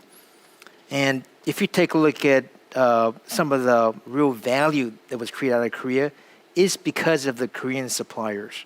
In fact, at the company, we used to award what we call Supplier of the Year awards for many different suppliers. And I remember very well that Korean companies, Korean suppliers received a ton of awards. That goes to show you that Korea has an amazing infrastructure of parts and materials that can ultimately help the global OEM manufacture their cars. I'm sure Boeing has similar suppliers here in South Korea, which is the reason why Eric John and Boeing is doing such a great job here as well. So I commend the Korean government for coming up with new ideas to stimulate more of these businesses. Eric, would you agree with that? Do you want to weigh in? Jim stole my point. We had the same thing at Boeing, Supplier of the Year awards, and over the last 15 years, we've spent $5 billion in the supply chain when we talk about a global supply chain, and multiple winners of Supplier of the Year award, and that's one of the key reasons that drives a growing presence here for Boeing. Jim, I want to come back to 3M. 3M is a materials company, and as a foreign investor in a materials company, the Korean government's focus on or emphasis on advanced materials, equipment, and parts industry, do you find that impressive? Or what about it do you find it impressive? Yeah, absolutely. I would say we do see Korea as an attractive investment opportunity for us, and it's driven by the focus on high-tech industries and technologies that, to me, make up a big part of the Korean New Deal, both the digital piece as well as the green piece. So there's so many industries that Korea is among the leaders in: electronics, automotive, battery, hydrogen, 5G, display, semiconductors, as we've talked about. And to me, that focus, that continued focus from a government perspective, does something that's very near to our heart, and it promotes STEM, science, technology, engineering, math, education. So this focus creates this supply base of good quality, employees, and it creates this virtuous circle. So that innovation just keeps going. So that's what to me makes Korea an attractive investment opportunity for us. The fact that that's the focus of Korea, those syncs up with our capabilities. It's a nice opportunity for us. Excellent. Now, at this point, I'd like to go over to Taiwan because we're on this topic anyways. We're going to link up with William Chen, VP of Global Wafers. William, thank you for joining us. Yes, thank you very much for inviting Global Wafers to join today's interview. Now, William, Global Wafers, as one of the leading semiconductor manufacturers, made additional investment last year to expand your plant in the city of Cheonan. Let me ask you, what was behind your investment decision? Okay. In 2016, Global Wafers acquired Sun Edison Semiconductor, who had 7 factories in the world. And one factory was located in Chunan, Korea, with over 30 years of production of 300 millimeter and 200 millimeter wafers. After deeply involving and integrating these operations, GlobalWafers was highly impressed at these Chunan factories, highly automatic production, cutting-edge products.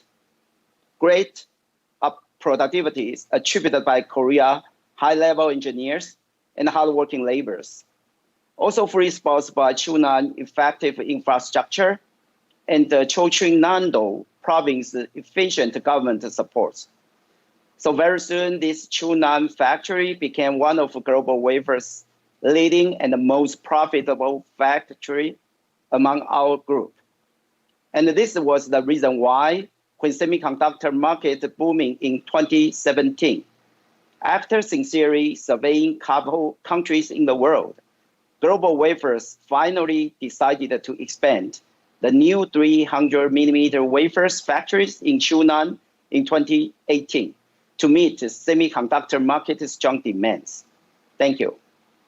So William, let me ask you, so it's been a while since this investment. How do you feel about it?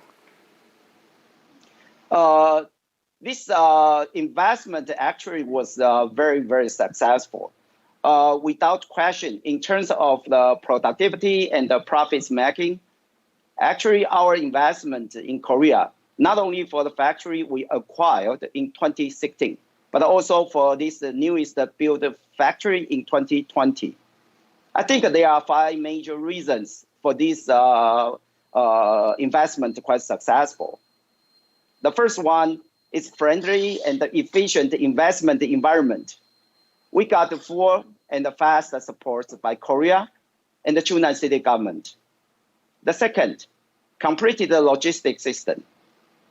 There are advanced domestic and overseas logistic infrastructure fully built in Chunan. The third, there are earnest Korean manpower, including the experienced and the responsible engineers, hardworking laborers, and the high-performance management team.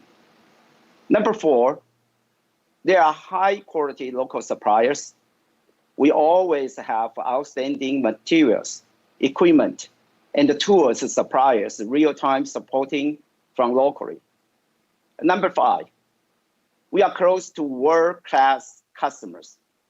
In Korea, we are enjoying the advantage of being the local supplier to these world-class semiconductor customers and automotive customers, such as Samsung, Hynix, and so on. Thank you. Right, I think a lot of William's points resonate with what all of you said here on the panel. William Chen, VP of GlobalWafers from Taiwan, many thanks for speaking with us today. We appreciate it. Thank you very much. Now, William pointed out the high-skilled workforce here in Korea, and we've also been witnessing major investments in Korea, technology and research center. In fact, all 3 of your firms have R&D centers here in Korea. The latest one is Boeing, Eric. So I'd like to ask you, what are some key factors that were taken into consideration when you were making that decision?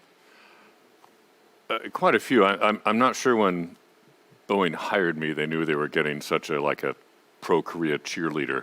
But, I've been here, this is my 5th different decade. I was here in the 80s and the 90s and the 2000s with U.S. Embassy, and then I came back since the 2010s with Boeing and 2020 now. And I think a lot of American companies might just be always a little behind on perceptions, perhaps, of Korea and where it is, because it's moved so fast. So I think a lot of companies would be surprised to know that Korea is the 5th easiest country to do business in, according to the World Bank. Bloomberg ranks at number 1 on the Innovation Index. WIPO, the World Intellectual Property Organization, ranks at number 1 for creativity and innovation. And you break down that macro of why Korea is good, and then you go to a lot of the facts that Jim was pointing out on STEM. They're number 1 in the OECD for percentage of college engineering graduates. They're number one in the world for percentage of GDP focused on R&D and programs like James was mentioning on how the Korean government invests. And then you look even more micro on what MOTI, Ministry of Trade, does on partnering with companies on public-private partnerships for projects in our area of aerospace. And then you go even more micro on what it is that Boeing needs and what it is that Korea has. And I would maybe take a little issue with what Professor Moon says. For AI, this is one of the top countries in the world, one of the top 3 for AI engineers. And we're here for AI engineering. We're here for avionics engineering. We're here for big data processing, the data that you get off a plane while it flies and able to turn it around quickly when it lands. All of that, this is, in a way, nirvana for engineering. And it's a place that,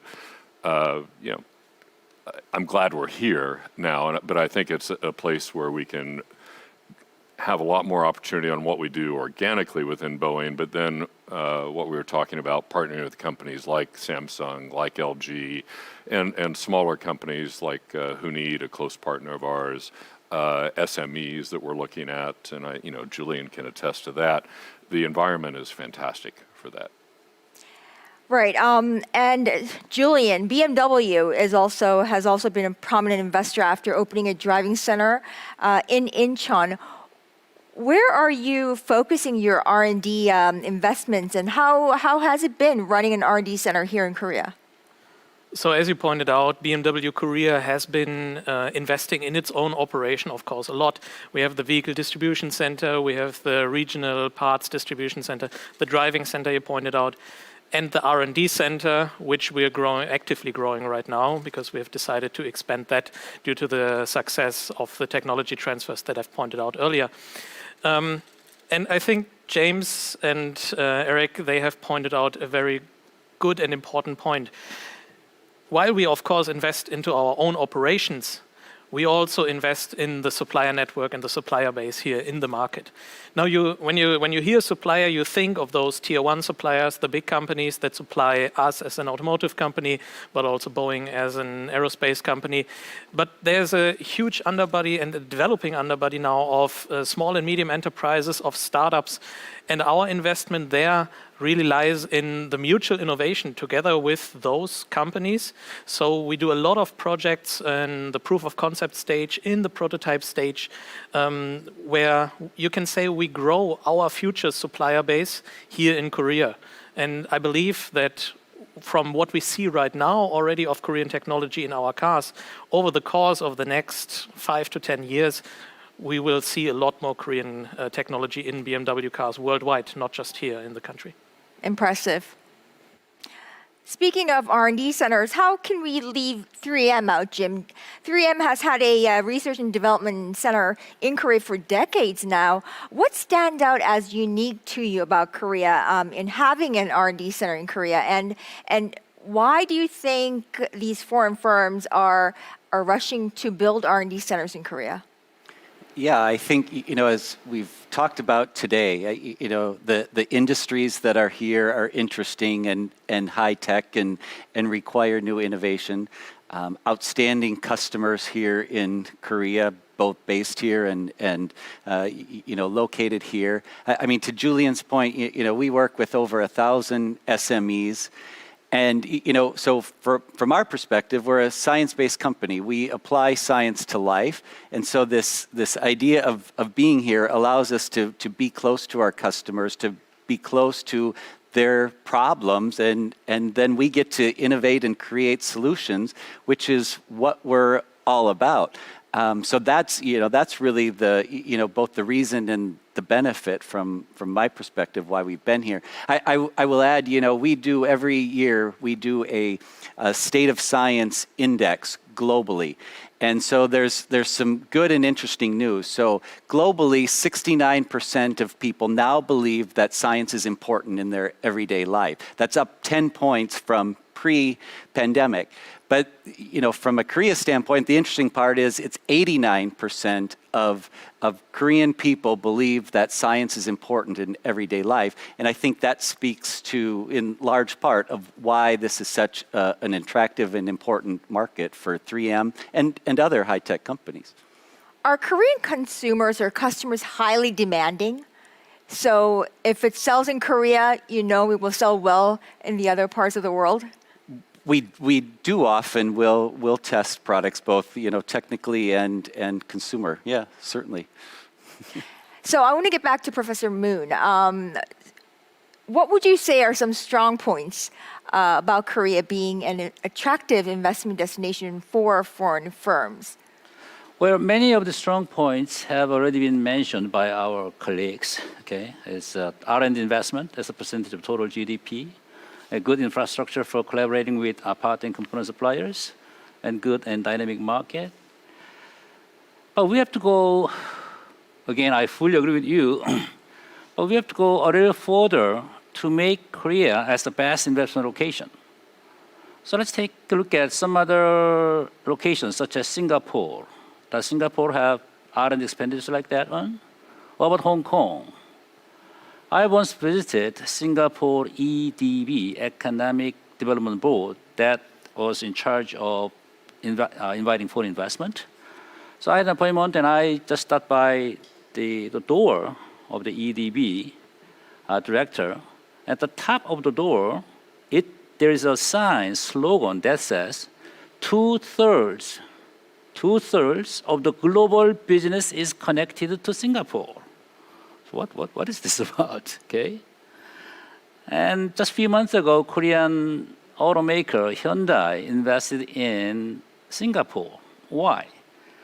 The traditional economic theories can explain labor seeking or market seeking, whatever. That doesn't explain why people invest in Hong Kong. Hong Kong was one of the top destinations for attracting investment. Well, many Westerners, when they're interested in China, they first invest in Hong Kong and then go through the channel to mainland China. We say it parking fund. It's parked for a while. So beyond the descriptions that we have about economic theories, there might be some other factors that we have to consider. If Korea has developed these factors, Korea is going to be better.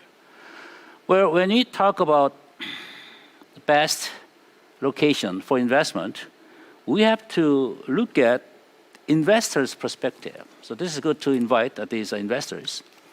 So what location do they choose? Well, theoretically, there are 4 reasons, 4 business factors that they are interested for deciding the investment location. Number 1 is, we say, resource-seeking FDI, foreign direct investment. So they need petroleum, they go to Saudi Arabia. Or even if we give a lot of incentives, they would not come. And number 2 is efficiency-seeking, that is manufacturing, or a skilled labor. But here again, we have a little different perspective about the real strengths of Korea. Many people say Korean strength is higher education, skills. Yes, but we have to go beyond. Where some of our panelists say Koreans are fast compared to their competitors. And sometimes, not all the time, but they're very precise. That's what I say, agility. They are very agile. And number 2 is the benchmarking is very good. They learn a lot. They just copycat sometimes. That's benchmarking. And number 6 is convergence. Part and component suppliers, and they are good at combining different approaches and techniques and technologies. So we say convergence. And number 4 is the most important, that is dedication. They are highly motivated people. They give full dedication to what they are doing. That can explain the fast economic growth of 1970s and 1980s.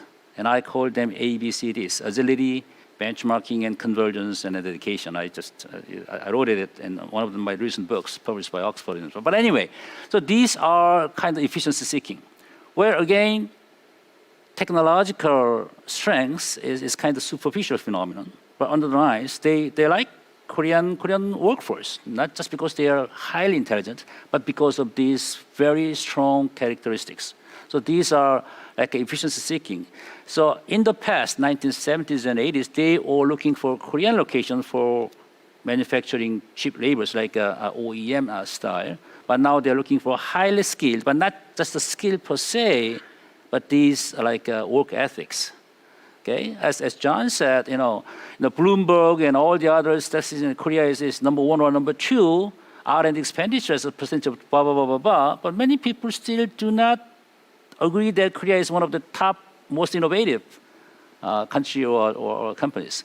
But once they come into Korea, Korea is very more attractive than before they come here. So they are more agree with Korea. There are many other strengths that the foreign investors may not recognize. So we have to sell these kind of things. And the market is, many people say that China market is like a lot of people. And Japan is a lot too. But Korean market is dynamic. That's why it's like a test bed. If you are successful in Korean market, it's going to work out Japan and China and others. It's very dynamic market. It's very big. And also not just the size of the market, but the characteristic of Korean market. It's very much fashionable. It's very it's very good. And number 4, so I said the reasons for the multinational firms to search for the location is, one is resource seeking, the second one is efficiency seeking, number 3 is dynamic seeking, the market seeking, and number 4 is strategic asset seeking. Strategic asset seeking. The reason why the Korean firms, like Samsung invested in Milan, Italy, not just make money, but to learn design kind of things.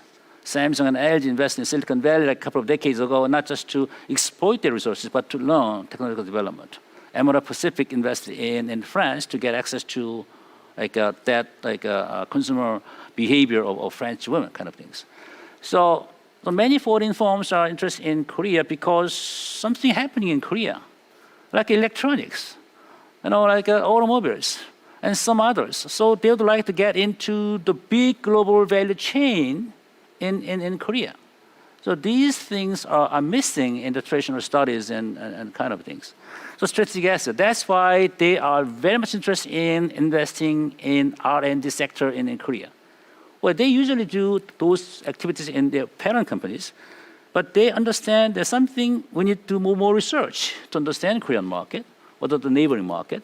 So strategic asset seeking, and this is really good sign.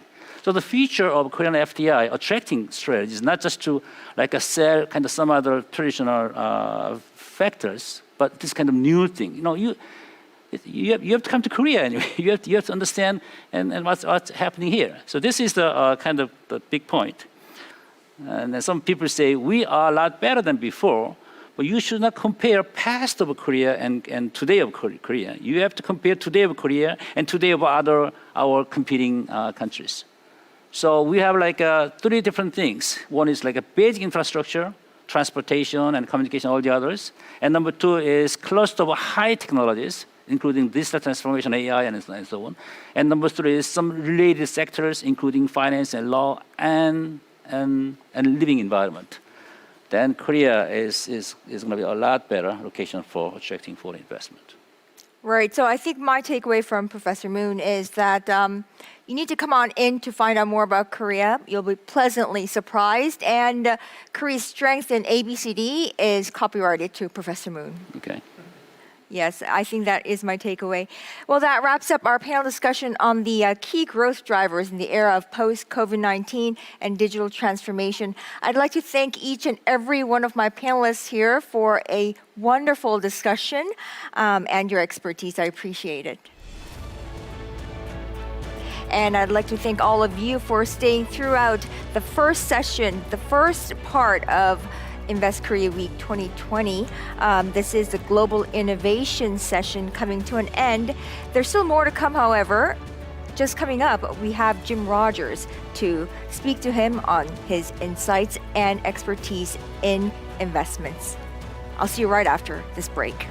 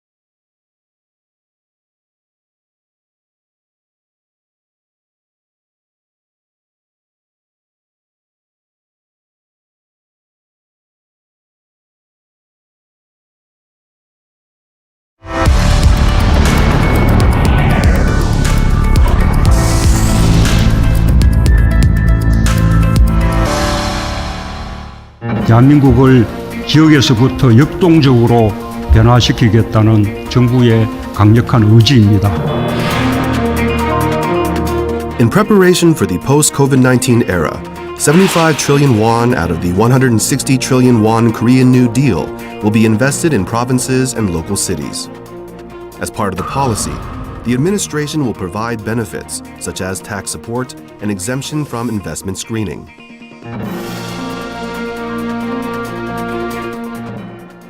Until now, the government has been committed to a plan to pursue sustainable growth through innovation.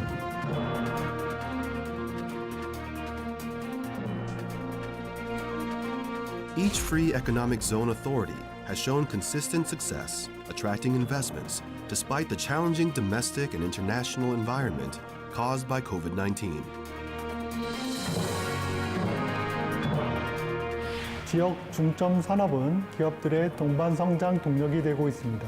The support from the people at the BJFEZ is tremendous in terms of facilitating connections with other government departments and officials to basically help us grow our business together.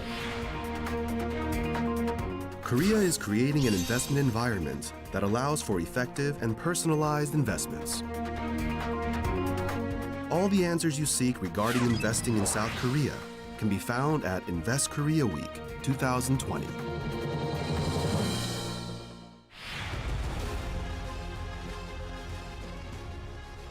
Just last month, the Korean government unveiled plans to promote a local region New Deal for balanced development nationwide after introducing the Korean New Deal.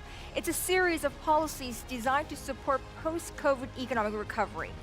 In quick succession, plans are being implemented to designate and expand special regulatory-free zones and select key strategic industries for each free economic zone in 2021. Welcome back, everyone. I'm Kanyang Jennifer Moon, and this is part 2 of Invest Korea Week 2020, brought to you by Korea's Ministry of Trade, Investment, and Energy, Korea Trade Investment Promotion Agency, and Ari랑TV. Now here, we'll rediscover Korea's potential as an investment destination in the post-COVID-19 era and new opportunities. But before we get into our discussions, I have a very special guest joining me from Singapore. He needs little introduction. He's the man behind the Quantum Fund, one that saw a gain of 4,200% in 10 years. The successful hedge fund of all time. He's an investing legend, best-selling author, and a Guinness World Record holder. When he speaks, smart investors listen. So we're here to listen to him on Invest Korea Week 2020. It's none other than Jim Rogers. Jim, a very warm welcome to you from Seoul. Last time we met, it was in Seoul, and before all the travel restrictions due to the pandemic. How are you and your family doing as we live in this world that's been flipped over by COVID-19? Well, Ms. Moon, I'm delighted to see you again, and I'm certainly a huge fan of Korea, as you know, for many years now. So I'm delighted to be here. I wish I could be there in person. I loved coming to Korea. So none of us are happy about being locked down, but maybe it will end. Absolutely. Now, the big question in the minds of many around the world, what will the post-COVID-19 look like? I mean, I'm sure you've gotten this question one too many times this year, but what should investors keep in mind as they invest amidst the pandemic, and where should they channel their investments? Well, everybody's asking that, and has been asking it every week for several months now. This hasn't happened ever. In fact, we've had epidemics before, but never before, Ms. Moon, has the whole world closed down. Never before did they close McDonald's or close airports. I'm not sure they did the right thing. Sometimes the cure can be worse than the disease. I repeat, the cure might be worse than the disease. We will know in 3 or 4 years, perhaps. What should investors be doing? Well, I will tell you what I'm doing. But investors should only do what they themselves know a lot about, Ms. Moon. You know, global financial and economic institutions have a whole array of forecasts and prospects on the global investment landscape in the post-COVID era. If you were to summarize your idea of post-COVID and global investment trends in a single keyword, what would it be? Why would you choose that word? Persevere. The people who are successful in life are the ones who never give up. No matter how strange or radical or unusual things are, the people who are successful. Miss Moon, as you know, there are many smart people in the world who are not successful. There are many educated people who are not successful. There are many talented people who are not successful. There are many beautiful people who are not successful. People in the world are the ones who are nuts and never give up and who persevere no matter what life throws at you. Persevere. I'm trying to teach my daughters to persevere. Persevere it is. So which industry would you say best fits that description, persevere? Well, right now, travel, tourism, transportation, some of them are going bankrupt. It's a disaster for everybody concerned. But as I said, Ms. Moon, I think we're not going to take the boat to New York in the future. I don't think we're going to take the boat to London. I think we're going to fly again. So I urge people, people have to make their own decisions, but I hope that people will not give up and that the world will not end. Right, so the aviation industry is one that you think will attract the most investment post-COVID? Well, not just aviation. I mentioned travel, tourism, anything to do with life as we knew it before will come back, I presume. There are new things happening. As you know, education before was on the internet, but now education, my children right now are having school on the internet. That is going to have a huge boost, is already having a huge boost. Things like healthcare over the internet. Before you could see your doctor by internet, but very few did. Now you can see your doctor. You can say to your doctor, you see that spot, doc? What is that? Then you don't have to go see him. So food delivery, ordering food, we eat at home fairly often these days with food delivered by somebody. So there are new things that were around before that are having a gigantic boost now. Right. Like they say, COVID-19 sped up digitalization or digital transformation by up to 6 years. And I think that's exactly what you're telling me. Now, as a legendary investor like yourself, what markets are you looking at? I mean, what markets jump out at you right now? Where have you been making new investments lately?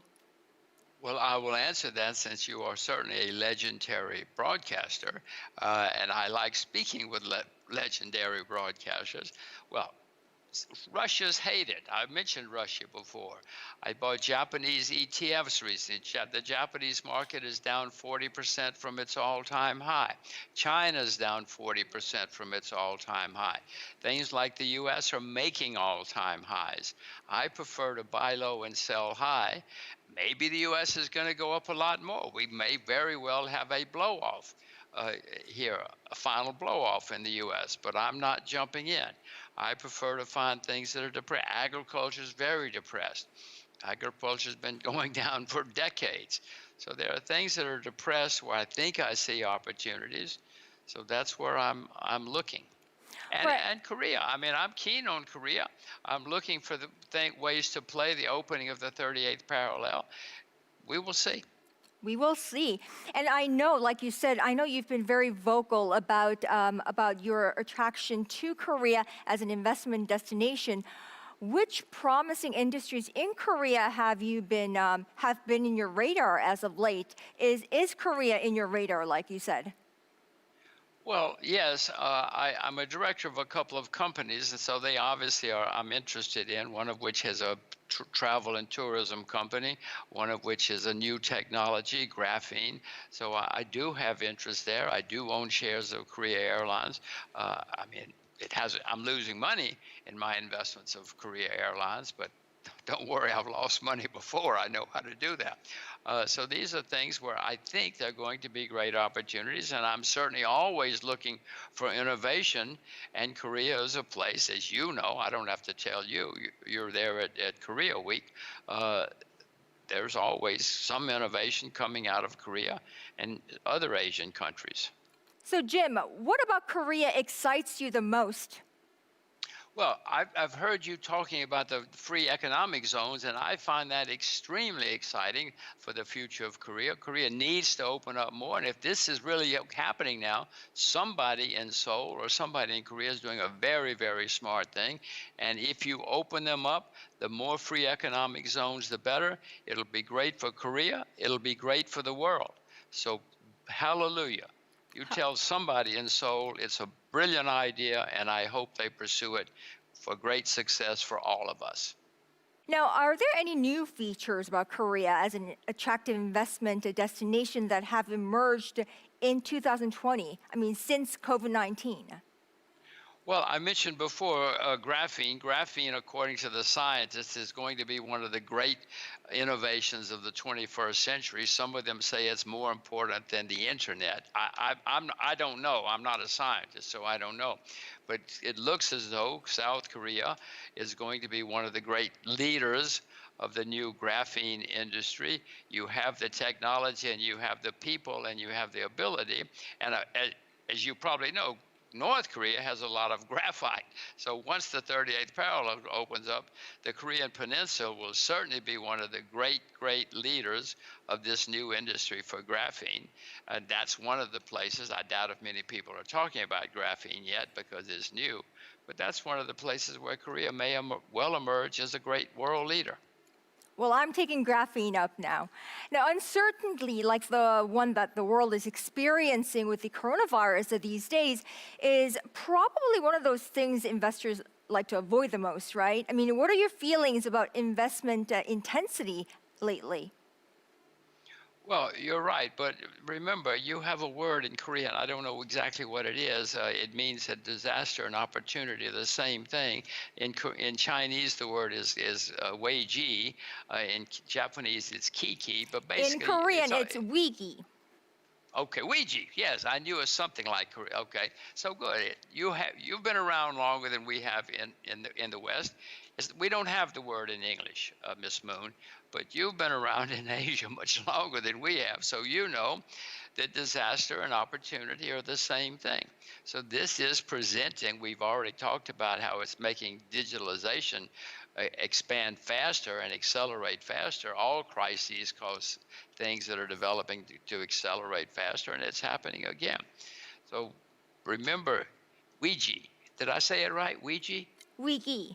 So turning crisis, turning risks into opportunity is the wisdom today from Jim Rogers. Now, going forward, Jim, what changes do you expect in the next couple of months and early next year with regards to the global economy, the investment environment, and the Korean economy as the world gets back on their feet from this COVID? Many economies closed down because of the virus. That's not going to continue because even places like Great Britain, which is suffering badly, know that the cure can be worse than the disease, and they're trying to figure out ways to open up. I also suspect, Ms. Moon, that somebody will come up with a vaccine to solve the problem, maybe even a cure. People will come up with a cure, so there are going to be a lot of changes in the world, certainly after November with the early election in America. You know, I can tell you, Korea has never shut down its borders, and we never had a lockdown in our society. So that's a little bit different from the rest of the world, I think. Now, this is my favorite question always. Finally, this one is for all the aspiring to-be Jim Rogers out there. When you launched the Quantum Fund in the late 1970s, obviously the world was a completely different one. You know, a lot of the technology we take for granted now when we're buying or researching assets did not exist, but neither did COVID-19. If you were just starting out in today's world, would you start a hedge fund or would you rather do something else? What would you do? Well, Ms. Moon, I happen to love and am passionate about the investment world. And one of the things that I now know and should have known then is that people, if they want to be successful, they need to pursue what they love. Don't listen to me. Don't listen to your parents, your friends, or your teachers. Figure out what you love the most, and that's what you should pursue. I did not know how much I loved investments until I stumbled into it as a university student. Fortunately, I learned about it, and it was my passion, so I pursued it. So even if it's a horrible business, even if investing is a horrible business and you love it, that's what you should do. If farming is a horrible business but you love it, you should do it. Don't listen to other people. Figure out what you yourself love the most and then pursue that. And those are the people who will be successful. And Ms. Moon, those are the people who will be happy. They don't care if they're successful because they're happy. But they're more likely to be successful because they love it so much. They don't go to work. They wake up every day and start having fun. Those are the people who wind up the most successful. So follow your heart. Yeah, follow your heart, but follow your passion. Make sure it's your really deep, deep, deep passion. And that's what you should do, and that's where you will be happy and successful. Absolutely. Jim Rogers, an investment legend, Indiana Jones of finance, best-selling author, and many more. And no, don't shake your head. I know you're shaking your head. Many thanks for your valuable insights and for taking part in Invest Korea Week 2020. I'm extremely happy to be here. I'm extremely happy about Korea, and I'm extremely happy about Invest Korea and IKW. Thank you.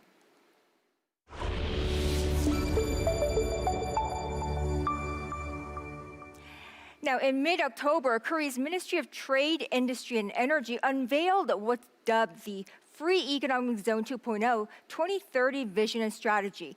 The idea here is to revamp free economic zones, which play a pivotal role in bringing balanced growth across this country and empowering the Korean economy so that it's more aligned with the post-COVID-19 era.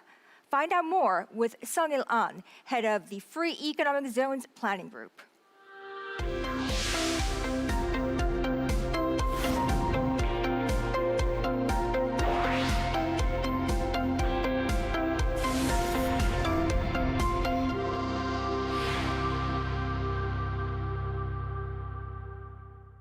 Good afternoon, ladies and gentlemen.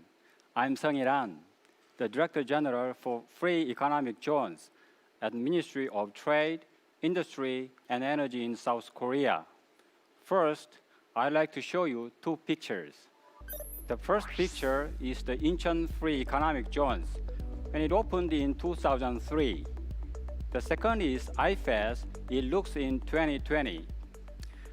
The IFAS has been transformed from a mud flat to a high-tech city with skyscrapers in just 17 years. This shows the IFAS has made incredible strides since 2003. Today, I'll give you a general overview of Korean FAS, advantages as investment destinations, and the Free Economic Zones 2.0 2030 vision and strategies. Free Economic Zone policy was introduced in 2003 when the government designated 3 FAS in Incheon, Busan Chine, and Gwangyang Bay area. Later, 3 more announcements on FAS designations were made. Currently, there are 9 FAS across the country, including in Gyeonggi, Daegu Gyeongbuk, Chungbuk, the East Coast area, Gwangju, and Ulsan. Each FAS has its own specialized industry, and these industries have their own ecosystems in each FAS. For example, the Incheon FAS specialized in biomedicine and knowledge services. The Busan Chine FAS in the complex logistics and advanced transportation industry. The Gwangyang Bay Area FAS is for the chemical materials and steel-related industry. There are 4 advantages when it comes to investing in Korea. Its geographical advantage, easy accessibility to global markets, and excellent professional manpower and convenient living conditions. Geographically speaking, Korea is located at the center of Northeast Asia. It is also situated within 2 economic powers, China and Japan. Therefore, Korea has easy access to Northeast Asian market, where 1.6 billion people, or 1/3 of the world's population, live. Korea is the first Asian country to sign free trade agreements with the EU, US, and China. By signing more than 50 FTAs, Korea's economic territory amounts to 73% of global GDP. Therefore, Korean feds provide an optimal business environment. Korean feds boast well-trained workforces and innovative ecosystems of both the traditional manufacturing industry and new industries, such as semiconductors and biomedicine. Korea's university graduation rate is 70%, much higher than the OECD average of 44%. The president of Boeing Korea said he decided to invest in Korea because Korea has excellent workforce. Korea offers convenient living conditions, including easily accessible public transportation, a high level of safety and security, and high-speed internet, comparable or better than other advanced nations.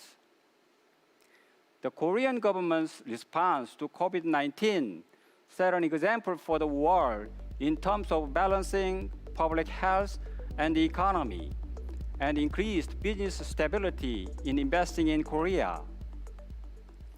In addition to the previous advantages, Korea feds provide foreign invested companies with tax benefits, cash subsidies, preference in site selection, and regulatory exemptions. Foreign invested companies may be offered different tariff and local tax reductions depending on what industry they are in and how much they've invested in Korean feds. Large-scale foreign investment projects and projects involving advanced technology will be repaid in the form of cash subsidies. Foreign invested companies hoping to lease state or public lands for their operation are able to lease them for up to 50 years.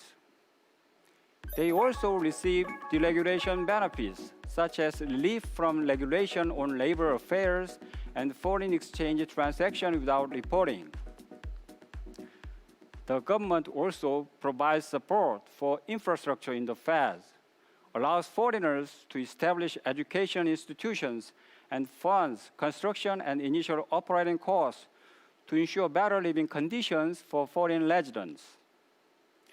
Thanks to the wide range of benefits provided by the Korean government, as of 2018, around 6,000 companies with a combined sales volume of $87 billion and 170,000 people have settled in Korean feds.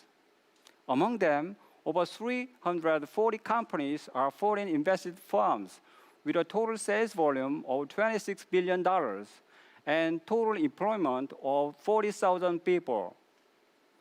To attract foreign investment and overcome economic difficulties in preparation for the post-COVID era, the government announced Free Economic Zone 2.0 2030 Vision and Strategies on 15th October this year.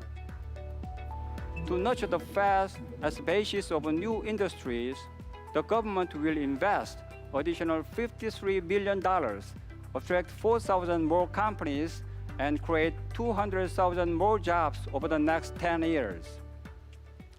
There are 3 specific strategies to make this happen. Firstly, we need to switch our priority from development to innovative growth. We select key industries that can bring great technological and economic ripple effects to strengthen the foundation for the basis of new industries. Based on the industries selected, we'll draw up a 5-year development plan for each specific phase. We'll provide Korean and foreign firms investing in specialized key industries with exclusive zone in regards to site selection. We'll also increase local investment subsidies to help companies investing in feds by up to 10% points. Secondly, we'll boost incentives to companies investing in advanced and specialized key industries. We'll designate feds as advanced investment zones to grow them into advanced industry clusters. In order to do so, we'll create more benefits, such as reduction or exemption from development charges and menu-style regulatory exemptions. For Korean and foreign companies investing in advanced technologies, as well as specialized key industries outside the Seoul metropolitan area, will offer benefits such as permission to use private contracts and rent reductions. Lastly, we will lay the foundation for regulatory innovation to promote investment in new industries. The Korean government, together with the Fed's administrative bodies, will identify regulations that hinder the development of new industries and companies and offer consulting services to companies interested in regulatory sandboxes. The Fed will form a consultative group with the Korea Chamber of Commerce and Industry to identify projects that are qualified as regulatory sandboxes and promote regulatory innovation. The government will implement policies in early next year to raise the limit of foreign exchange transactions without reporting from $20,000 to $100,000 and extend the validity period from 3 years to 5 years of the E7 visa, which is for foreign workers. To ensure successful implementation of these strategies, we'll establish programs to help tenant companies innovate and grow by providing them with support in the areas of design, marketing, and commercialization. In order to do so, we revamp the Free Economic Zone Act and other related laws and regulations. In addition, we secure the budgets necessary to implement these strategies. Here is the Korean proverb: if you want to go fast, go alone. If you want to go far, go together.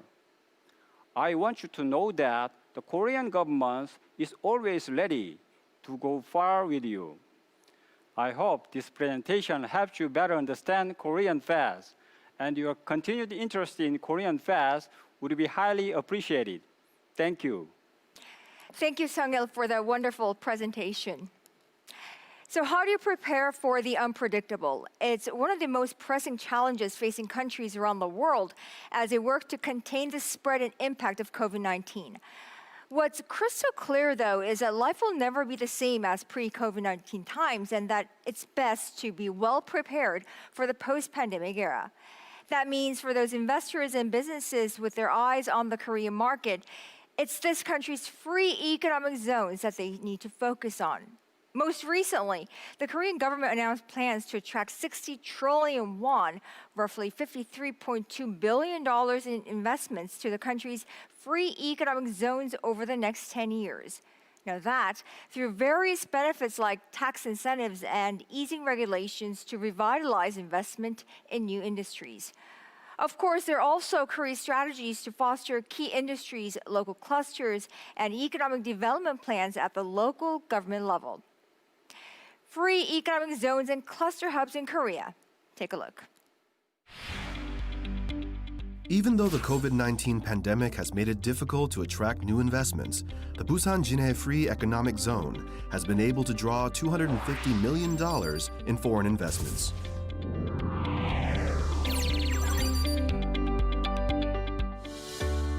What makes the Busan Jinhae Free Economic Zone an attractive place to invest in, even in the midst of the COVID-19 pandemic?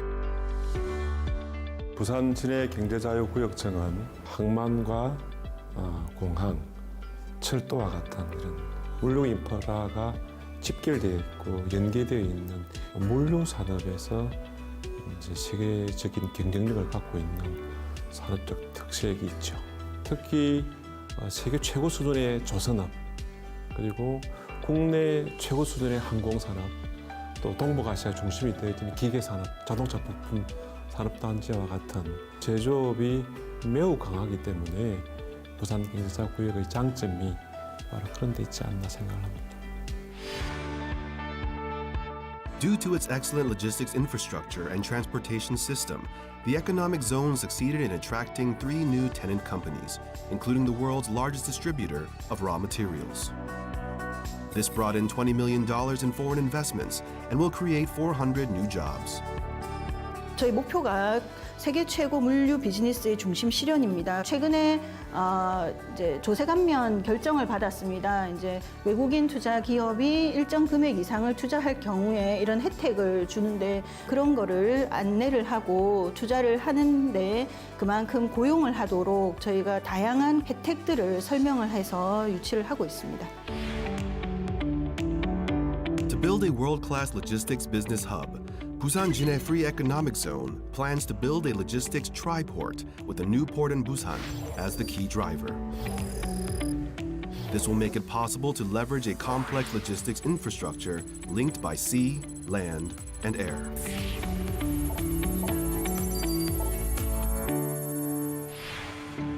BNCT currently operates a container terminal in Busan's new port. The new port is situated in an ideal geographical location and boasts the best of Korea's technological prowess. Since opening in 2012, the port has grown rapidly. BNCT and our shareholders chose to invest in the Busan port mainly because of stability.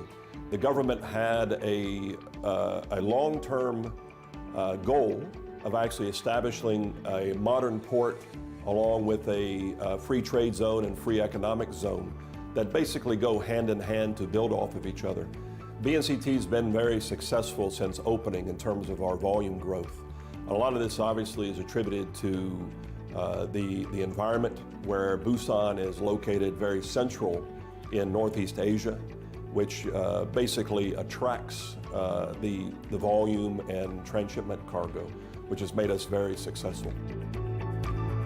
In 2012, the port handled 500,000 TEU and went on to reach a cumulative cargo volume of 10 million TEU by 2018, and did it in record time. This rapid growth was attainable thanks to a strong support system underlying the logistics business hub. As a CEO here, I find the advantage of working with the Busan Jinhae Free Economic Zone is the cooperation from really everybody involved. Not just the people within the Busan Jinhae Free Economic Zone, but also all the companies located in the area really work hand in hand to facilitate transactions amongst each other's businesses. In addition, the people, the workers in Korea, very highly educated, finding good workers for even blue-collar labor or white-collar labor is also a tremendous advantage. The Busan Jinhae Free Economic Zone has created an ecosystem where the port business, manufacturing sector, and logistics industry grow together in tandem. And more attention should be drawn to this place as an investment in the post-COVID-19 era. 코로나 시대 이후에 변화하는 산업 환경에 적절한 그런 기업을 위해서 필요한 부지를 제공해 주기 위해서 경제자유구역의 확대가 필요하고요. 물류 산업과 첨단 제조업이 연계되고 교육이나 문화나 예술과 같은 정주 여건 또 충실히 잘 갖춘 경제자적 구역을 만들어 나가는 것이 저희들 비전이 되겠습니다. Entire industries are facing a new reality after COVID-19. Many experts believe the life sciences industry will grow significantly since COVID-19 has brought heightened awareness of diseases. The life sciences industry is seizing this moment to plan for the future. At the center of this big push is the biotech cluster in Songdo, Incheon. 송도의 바이오 클러스터가 지금 앵커 기업이라 할 수 있는 대형 기업들이 이미 들어와 있어서 그 기업들을 보고서 많은 글로벌 제약사들이 많이 들어오기 시작했어요. 이런 데다가 R&D 연구소들이 속속 들어오면서 이 산학연 협력이 가능해졌다는 거죠.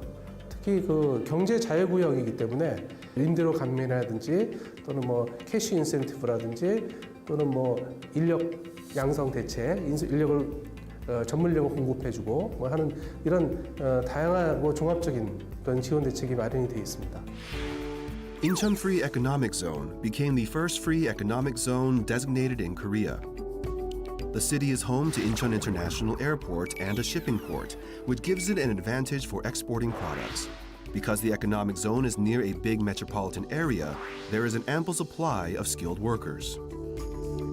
Currently, there are more than 60 industry academia research centers residing in the Songdo Biotech Cluster, supported by public grants and research support agencies. 송도의 그 공구가 11개 공구가 있습니다. 그중에 제일 마지막인 11공구 지역에 지금 바이오 클러스터를 확대하려고 지금 기업을 유치하고 있습니다. 이 R&D 연구소하고 그다음에 대학들의 연구 역량하고 그다음에 병원, 빅데이터들을 집적시켜서 그 해외에 유수한 제약사들, 그다음에 국내의 바이오테크들이 같이 어우러지는 그런 이제 바이오 진정한 그 바이오 생태계를 여기에 조성할 계획입니다.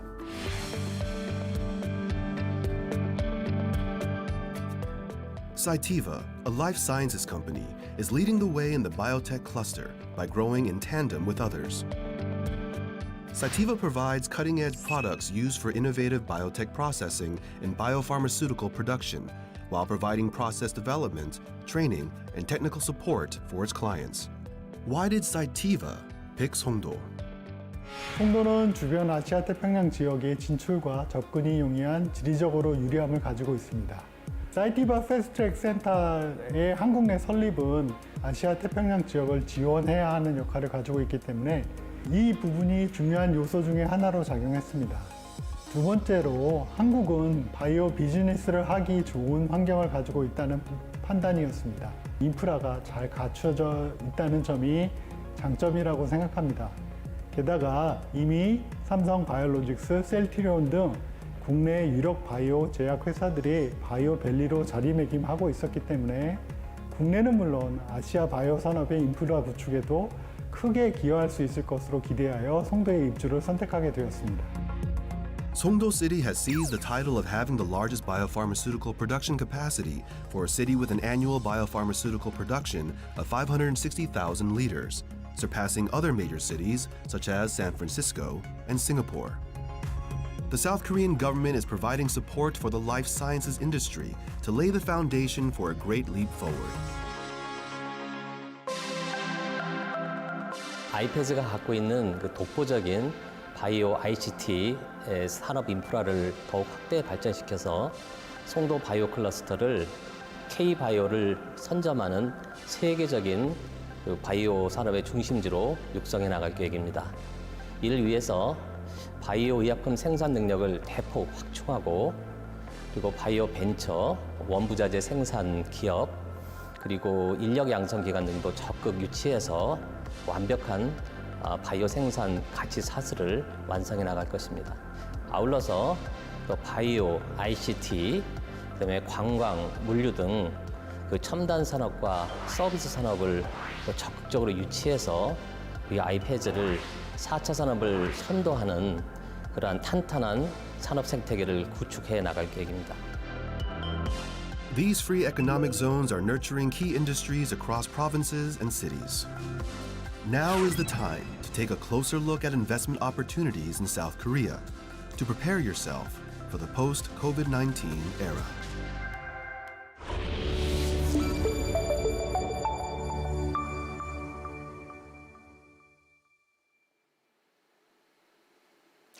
Korea's burgeoning businesses with bright prospects in the wake of the pandemic in the digital economy, biohealthcare, and materials, parts, and equipment industry. So why invest in Korea? Where does Korea's investment value lie? Let's evaluate Korea's investment environment against the backdrop of COVID-19.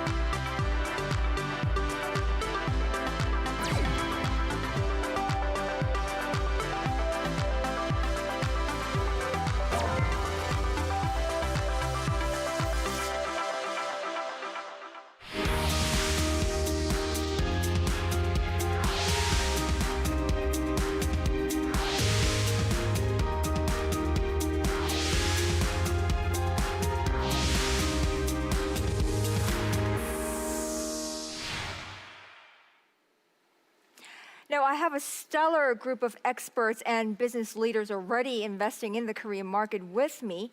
To my immediate left is, I'm delighted to have Kim Jin-chul, Honorary Ambassador of Foreign Investment Promotion for Korea. JC Kim is also the president of Solvay Korea. And to his left is Tae-kun Yu, the current chairman of the Korea Foreign Company Association. Tae-kun is also the general manager of Branson Korea. Great to see you. Okay, nice to be here. Now, to his left is Dong-jun Im. He's the president of Umicore Korea. Umicore is a global player in materials technology. Dong-jun, welcome to the panel. Thanks a lot. And to his left is John Elliott, president of BNCT, or Busan New Container Terminal, which is a state-of-the-art vertically automated terminal with future capacity of over 3 million TEU. It's great to have you, John. Well, thanks for having me. And last but not least, Jun-ho Choi, general manager of Cytiva Korea, formerly part of GE Healthcare Life Sciences. Cytiva is a global provider of technologies and services that advance and accelerate the development of and manufacturing of therapeutics. Welcome, Jun-ho. Thank you for having me here. Now, with this wonderful panel, I'd like to just get right to it. JC, we just saw a video clip at the top of this broadcast. Why don't you give us your take on it? Yes. First of all, I would like to give the thanks for the Busan Gine and also Songdo FEZ to present a good progress FDI under the corona situations. This slide is to show why we need designate FEZ at the proper locations and also a large-scale complex. As you know well, Korea is a long and successful history in building industrial clusters which was developed and operate at a specialized industrial complex at several places at the very early stage in Korea industrialization in 1960s. At this stage, industrial complex of 10 FEZ, including Gwangju and Saemangeum, is escalating. The synergy effect of the cooperation among the joint company in a complex and also competition among the Korea FEZ organizations.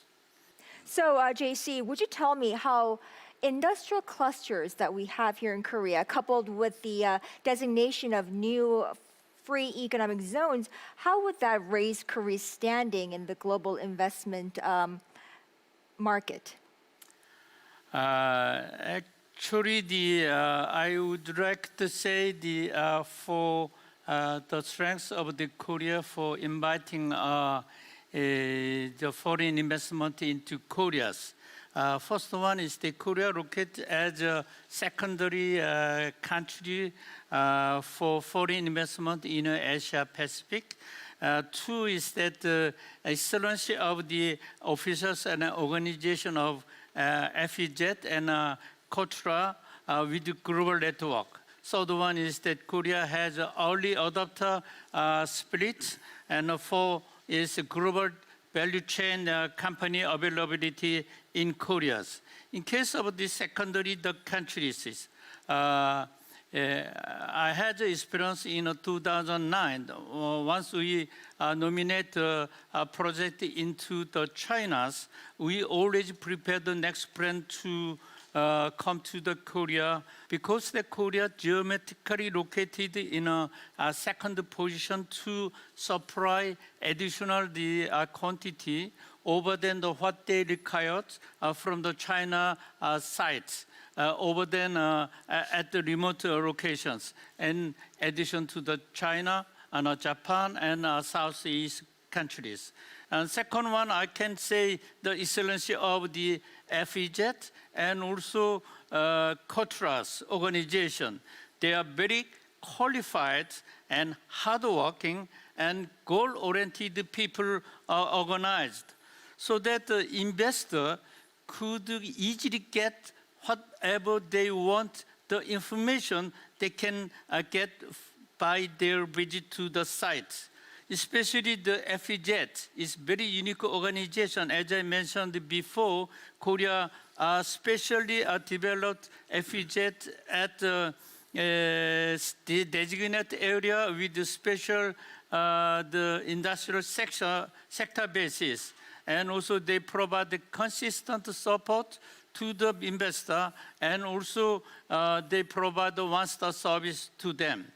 And another one is that the early adopter country. Korea is very well recognized most early adopter countries, so that the investor prefer to make a relationship, partnership with Korea's by many startup company in the United States and also Europe, because they think in Korea is one of the best test bed country in the world. So in addition to the early adopters, Korea investors selected Korea as a stable country because Korea is advanced developed country than developing country under the current corona situations. And the last one is that the global value chain company available in Korea. 12 days ago at the Forbes report, 20 global Korea company were ranked in 2020 world best 200 companies in a report. So, and also in Korea, we have around of 800 startup company who get the investment over than $1 million is operating now. This is the reason why Korea is targeting by the multi-international company try to invest into Korea. Well, JC, wow, thank you so much for a thorough overview of the entire situation. Now, Scott, you chair the Foreign Business Association, but you're also the CEO or president of Branson Korea. How has 2020, especially COVID-19, how has it been for foreign businesses in Korea? Okay, yes, Ms. Moon. First of all, I would like to briefly mention something about how the foreign company plays a big important role in Korea. There are over 14,000 foreign companies in Korea representing 18% of the foreign direct investment exports related to that. And up to 2019, we had a single-digit growth on the number of foreign direct investment here in Korea. But in 2020, due to COVID-19, there's a 22% decline in the first half of this year. But going forward, looking forward, we do anticipate foreign direct investment as to grow as well. As first of all, the Korean government has done an excellent job of handling the COVID-19, and the foreign companies do appreciate the role that the Korean government played. So with that, with also the realignment of the global value chain, there's an excellent opportunities for foreign companies to continue to invest in Korea in 2021, and also to grow with Korea's New Deal opportunities. Right, and I'm sure it helps that Korea is one of those few countries around the world that did not go under lockdown during this COVID situation.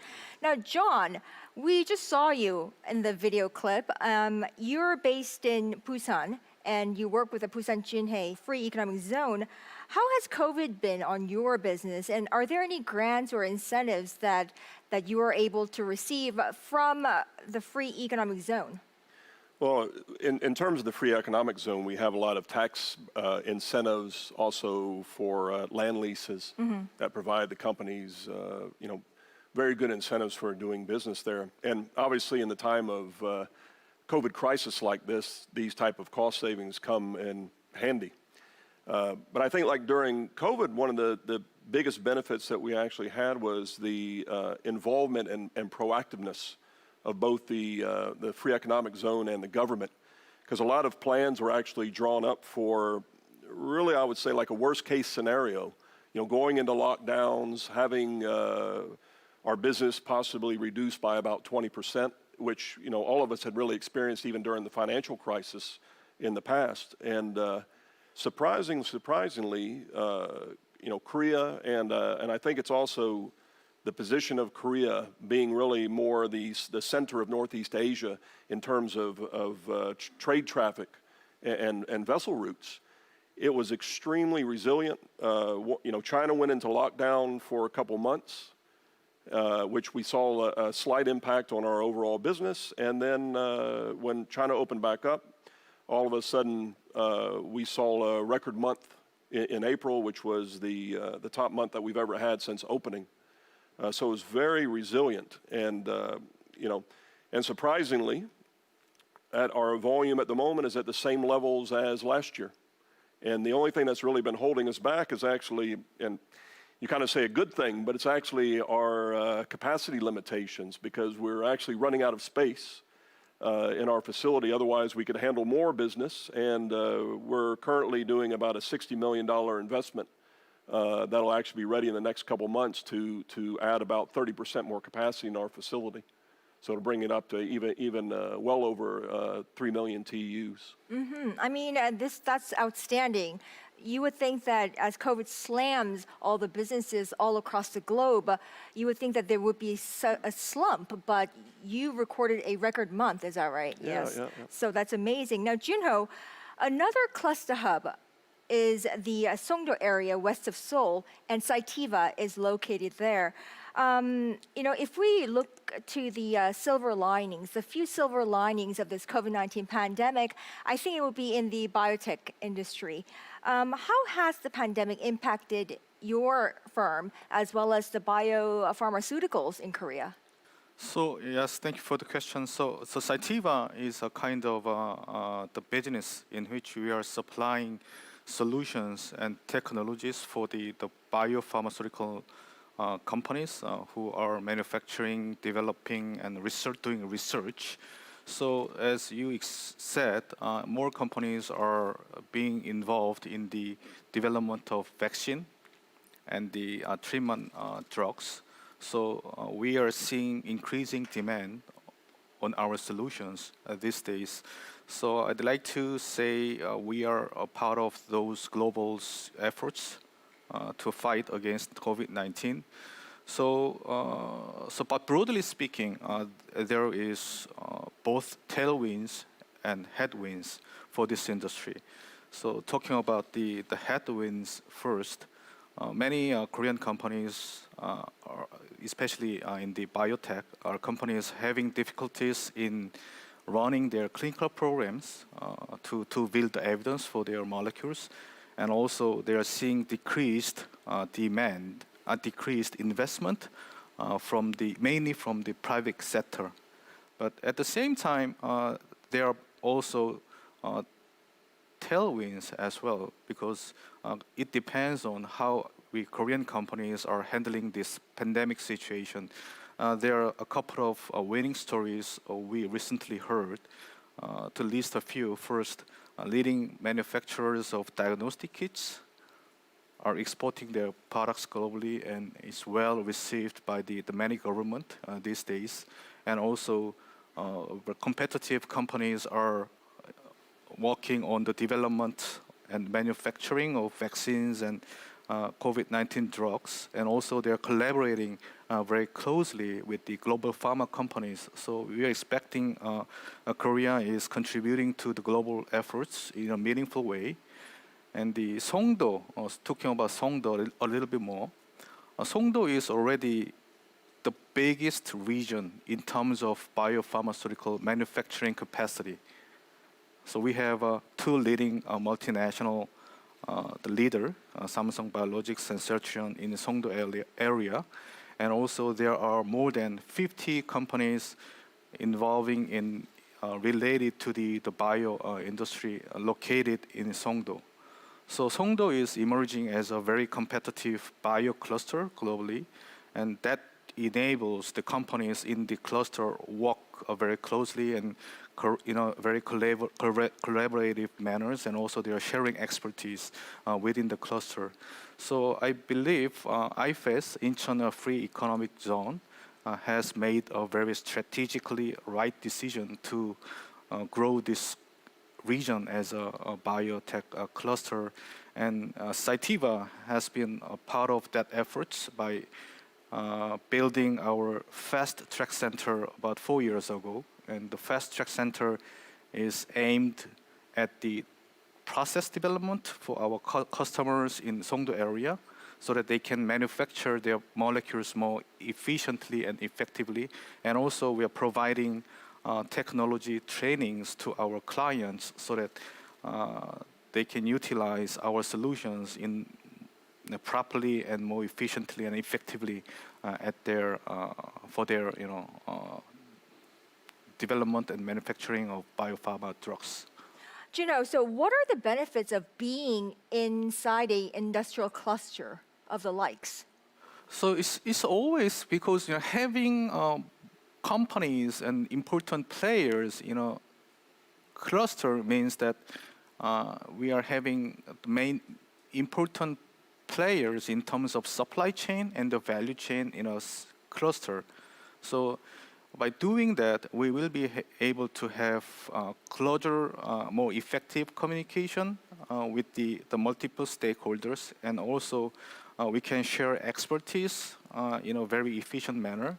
So that's helping the overall industry a lot, and also it's easier to recruit talents in the region. In Songdo, there is universities and many research institutes in the biotech related to the biotech industry.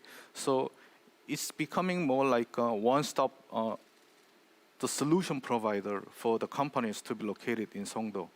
So from the research and development and to the commercialization of a certain product, it can be possible in a very efficient way. So somewhat like a Silicon Valley version of biopharmaceuticals. Right. So Songdo is already the world's biggest region in terms of capacity, as I mentioned before. And many companies in Songdo, they have an expansion plan going forward. So the Songdo will definitely be the number one by the cluster for the biopharmaceutical manufacturing in the world pretty soon. But Dongjun, meanwhile, Umicore decided on Cheonan, and you've inked in a deal, $30 million deal to set up an R&D center there. Your rechargeable battery plant is based in Cheonan. So why Cheonan? I mean, what kinds of factors drove you to decide Cheonan as your investment destination?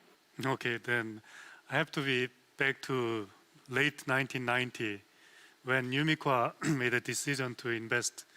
So there are few factors need to consider when you make a decision on investment. Firstly, where is target market? And secondly, where to supply to target market? And another one is the place we are considering to produce attractive. So Korea and Cheonan was the place to meet all of the factors for Umicore. So then the Umicore made a decision to invest in Cheonan in 1999.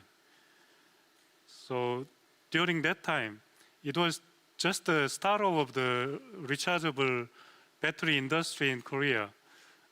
Japan was the first country to commercialize lithium-ion batteries, and Korea and China was the time to build the mass production plant. So Korea geographically in between China and Japan, so it was attractive in geographically. Especially Cheonan area was close to our potential customers. One customer was just next by, and the other customer was within 1 hour driving distance. So it was kind of perfect place to to look at. And additionally, from Chungnam province and Cheonan city, there were lots of attractive supports and conditions to invest. Like John mentioned, the 50 years lease with attractive condition, and also the government and local tax exemption for certain years. And additionally, the strong support from the local governments. So that's the start of the business. Then as business grows, there are many occasions you need to invest again. So whenever that happens, the Chungnam province and Cheonan city actively collaborate to looking at the new site or additional site.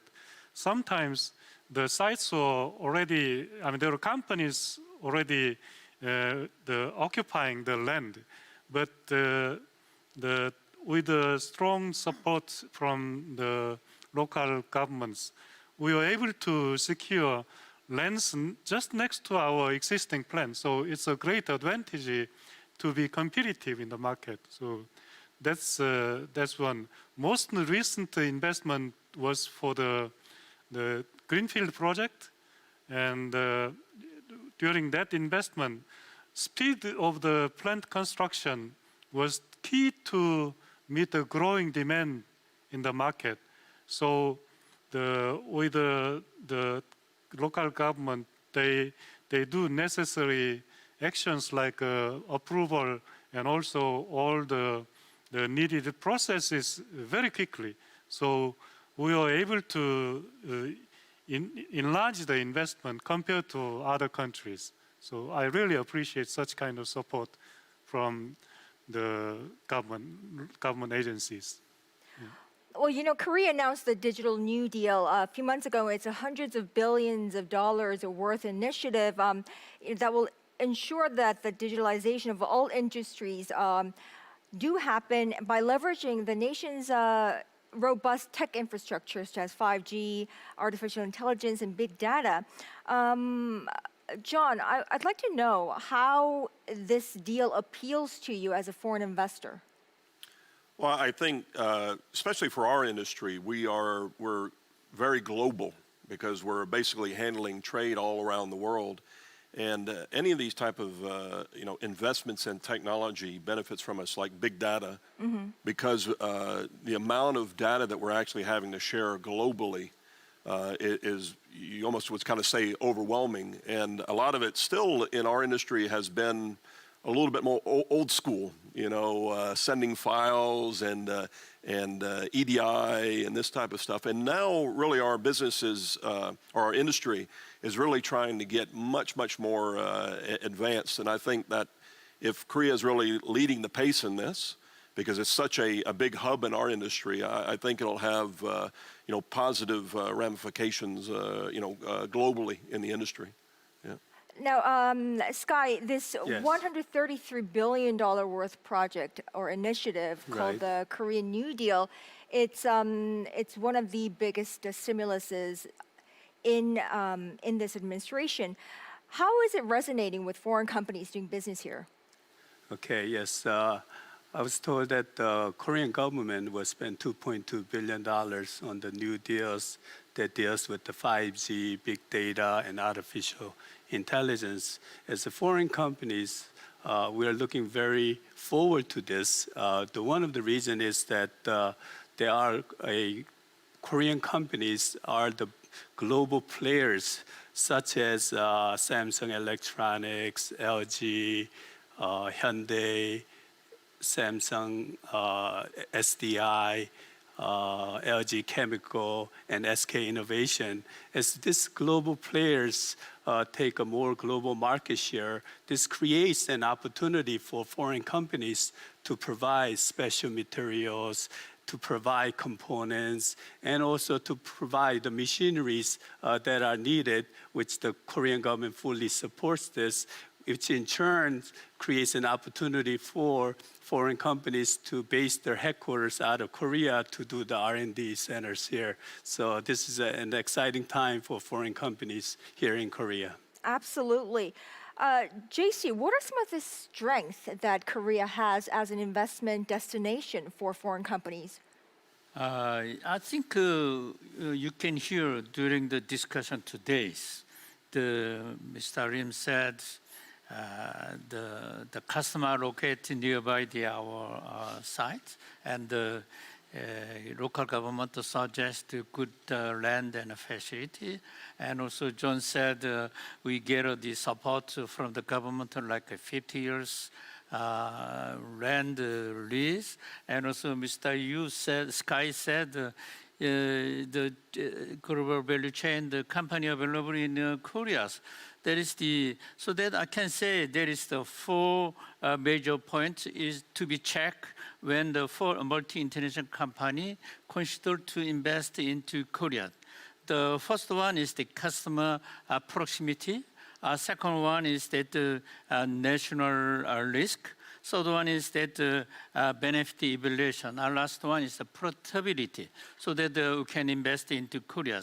So that in case of customers' proximities, if global value chain company is not available in Korea, there is no reason multi-international company invest into Korea. That is definitely very curious. So second one is the national risk investigation case. There is a lot of factors like political thing, economic thing, and so on. But most key factor, because the political and economic thing will be screened during the phase one stage on a desk review. But the environment and technology protection is one of the key factor for investigation. Actually, we have the several experience I have, but I just quote one just example. If we do not proper investigation of environmental issue, for example, B company get headquarter approval after, even though they got the approval 1 year, but they couldn't proceed any more project because that there is a minor emission issue from the laboratory, so that it was delayed.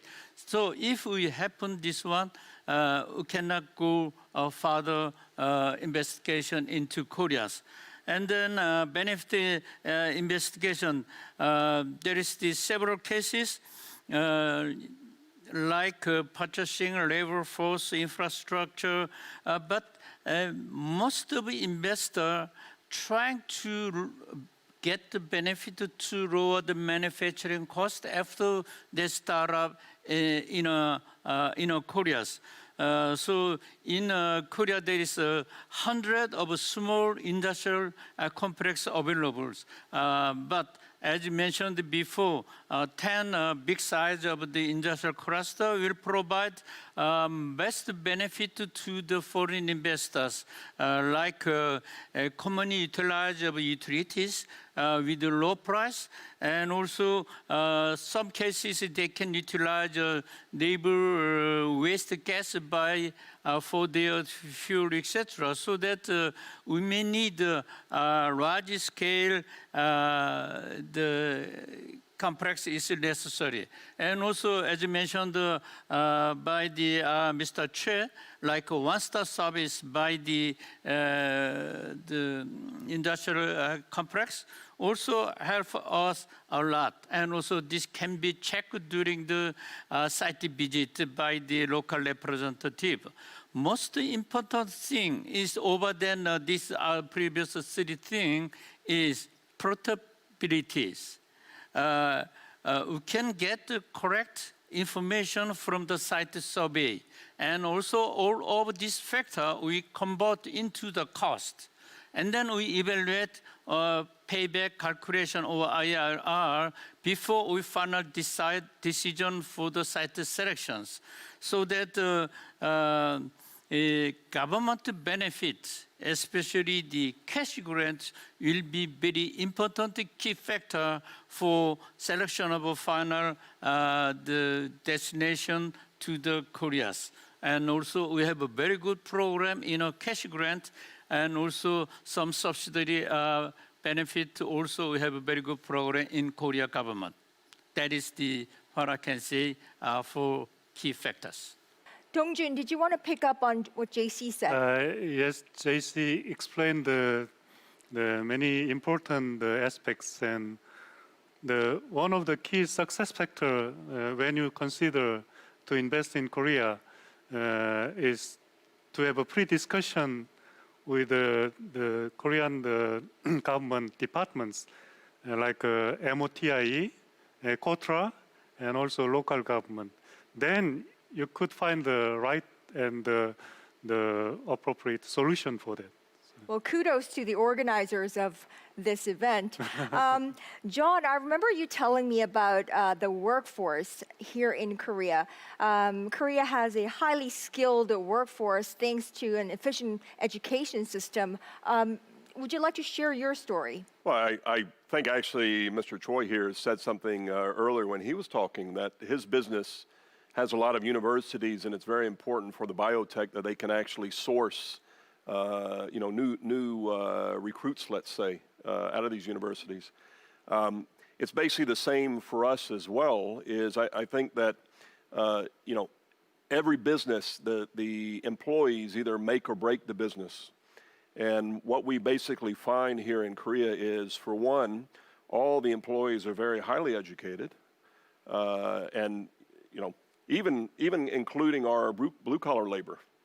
They also are educated people as well, and the good thing is what we find is they're very loyal, very dedicated towards the business, and I think that's what actually makes any business successful. Because, like I said, they can make or break your business, and when you have all your workers and even blue collar working as a team to make it successful, it's usually comes out in a very positive way. And I've seen this. I've been actually in Korea really handling 2 different investments. I was here in 2004 to 2007 when we actually started building the whole new port complex for the new container port. And then I returned in 2012. So I've seen Korea actually and that project really grow from infancy. And the quality of employees has just, I would say, greatly grown along with the industry and the future in terms of really getting to know the business, also the government getting to know the business and industry, because it makes it much more easier for my industry in terms of port operations and international trade when I actually have somebody in the government or the Busan Jinhae Free Economic Zone that I can sit there and talk to, and they understand and we're speaking the same language. So they understand my problems, or they understand where we want to grow as a business, even for the medium and long-term future. And then since they do understand and speaking the same language of the industry, they know how to support us, and they know how to work with other government agencies to also support us as a business. So it makes it very easy that way. I'm no business leader, I'm a journalist, but just from the average person's perspective, I also want to tout Korea's speed, of which it really picks up speed to keep on pace with the changing trend of whichever industry you're in. I'd like to now suggest that you all, present what kinds of new opportunities there are going forward for Korea. I'd like to start with Junho. So as I'm from the biopharmaceutical industry, so I think it has been very strategic decision and the investment made by the Korean government in this industry. So they recently shared a long-term investment plan for this industry, and which sounds very correct from our business perspective. And also the other stakeholders, the companies and the university and research institutions are very well aligned to the government's direction. So and also at the same time they are talking to each other very effectively. So it's not only the government's decision, but all the stakeholders are sharing their directions and the opinions very openly, and that's contributing to more aligned and nimble, and also that enables more nimble strategy that can be changed based according to the fast-changing market environment. So to me, we as one person working at Cytiva, we are very happy to be part of this journey of Korea biotech and bioindustry in the future going forward, and it will be another big economic drivers for Korea. We are pretty sure about that. John? Oh, I would say, you know, the government's involvement has been really strategic. You know, and especially the project that we've been involved in, is that our industry is always changing, just, you know, as global trade is around the world, right? And so they basically have a long-term, you know, 5-year plan, 10-year plan, but it's updated basically every year. But they don't do it in a vacuum. They don't basically have a bunch of government people sitting together and making decisions from an industry and not knowing the industry to begin with, let's say. You know, they've studied the industry. They actually get all of us involved in discussing things, and finally, it's almost like a very much of a joint decision for how to move the industry forward for the future. Yeah. And Dong-jun. Yeah, to be successful and to be a leader in the industry, you'd better to be together with the leading companies and leading industry and leading value chain. So the Green New Deal Korea is pursuing could be good opportunity to be again in the leading the value chain. And Sky, do you have your the Forca cap on, or are you Branson right now? What are you speaking as? How about both? Okay, great. Okay, for foreign company and also for Emerson, I think this creates a great opportunity again, especially in electrical vehicles and also hydrogen vehicles. It creates opportunities, especially with Hyundai, with the new chairman on board. This creates opportunities for foreign companies to work directly with the Hyundai, and especially Hyundai has a joint venture with Aptiv, which has focused on the autonomous vehicles, and I think that can also create many opportunities for foreign companies to continue to do well here in Korea. Right, and hydrogen is also something that the Korean government has rolled out many policies on as of late, so we can look forward to that. And we come back to Honorary Ambassador JC.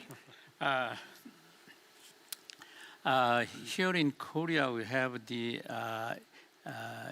innovation the city designated at several places for specific industries, so that based on this innovation, the cities would better focus and altogether correct into this boundary, so that we can get the future our development.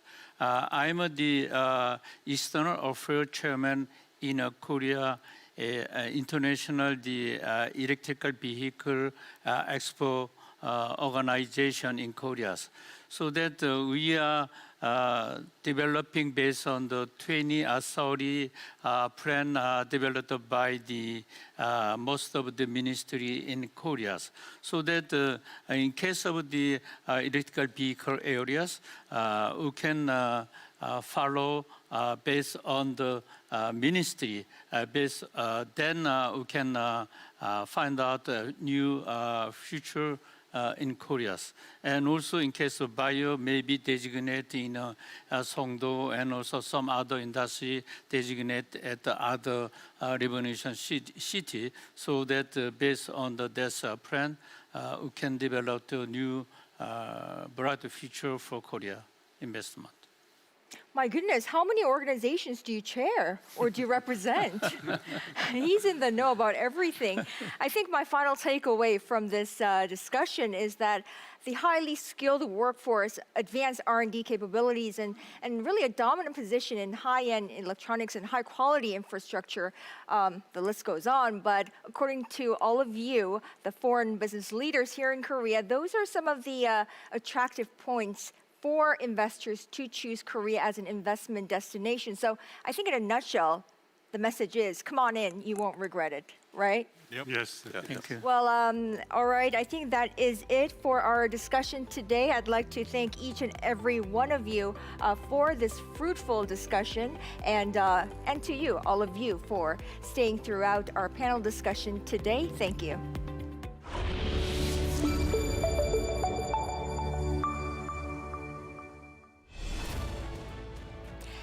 And that is a wrap of day one of Invest Korea Week 2020 under the overarching theme of smart innovation and safe growth with Korea.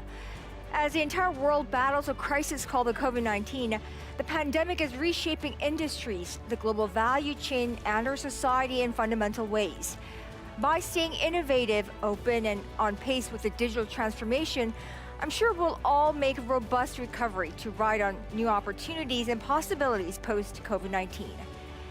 Thank you all for tuning into Invest Korea Week 2020. Wherever you are in the world, stay safe and stay strong. We'll get through this. Take care.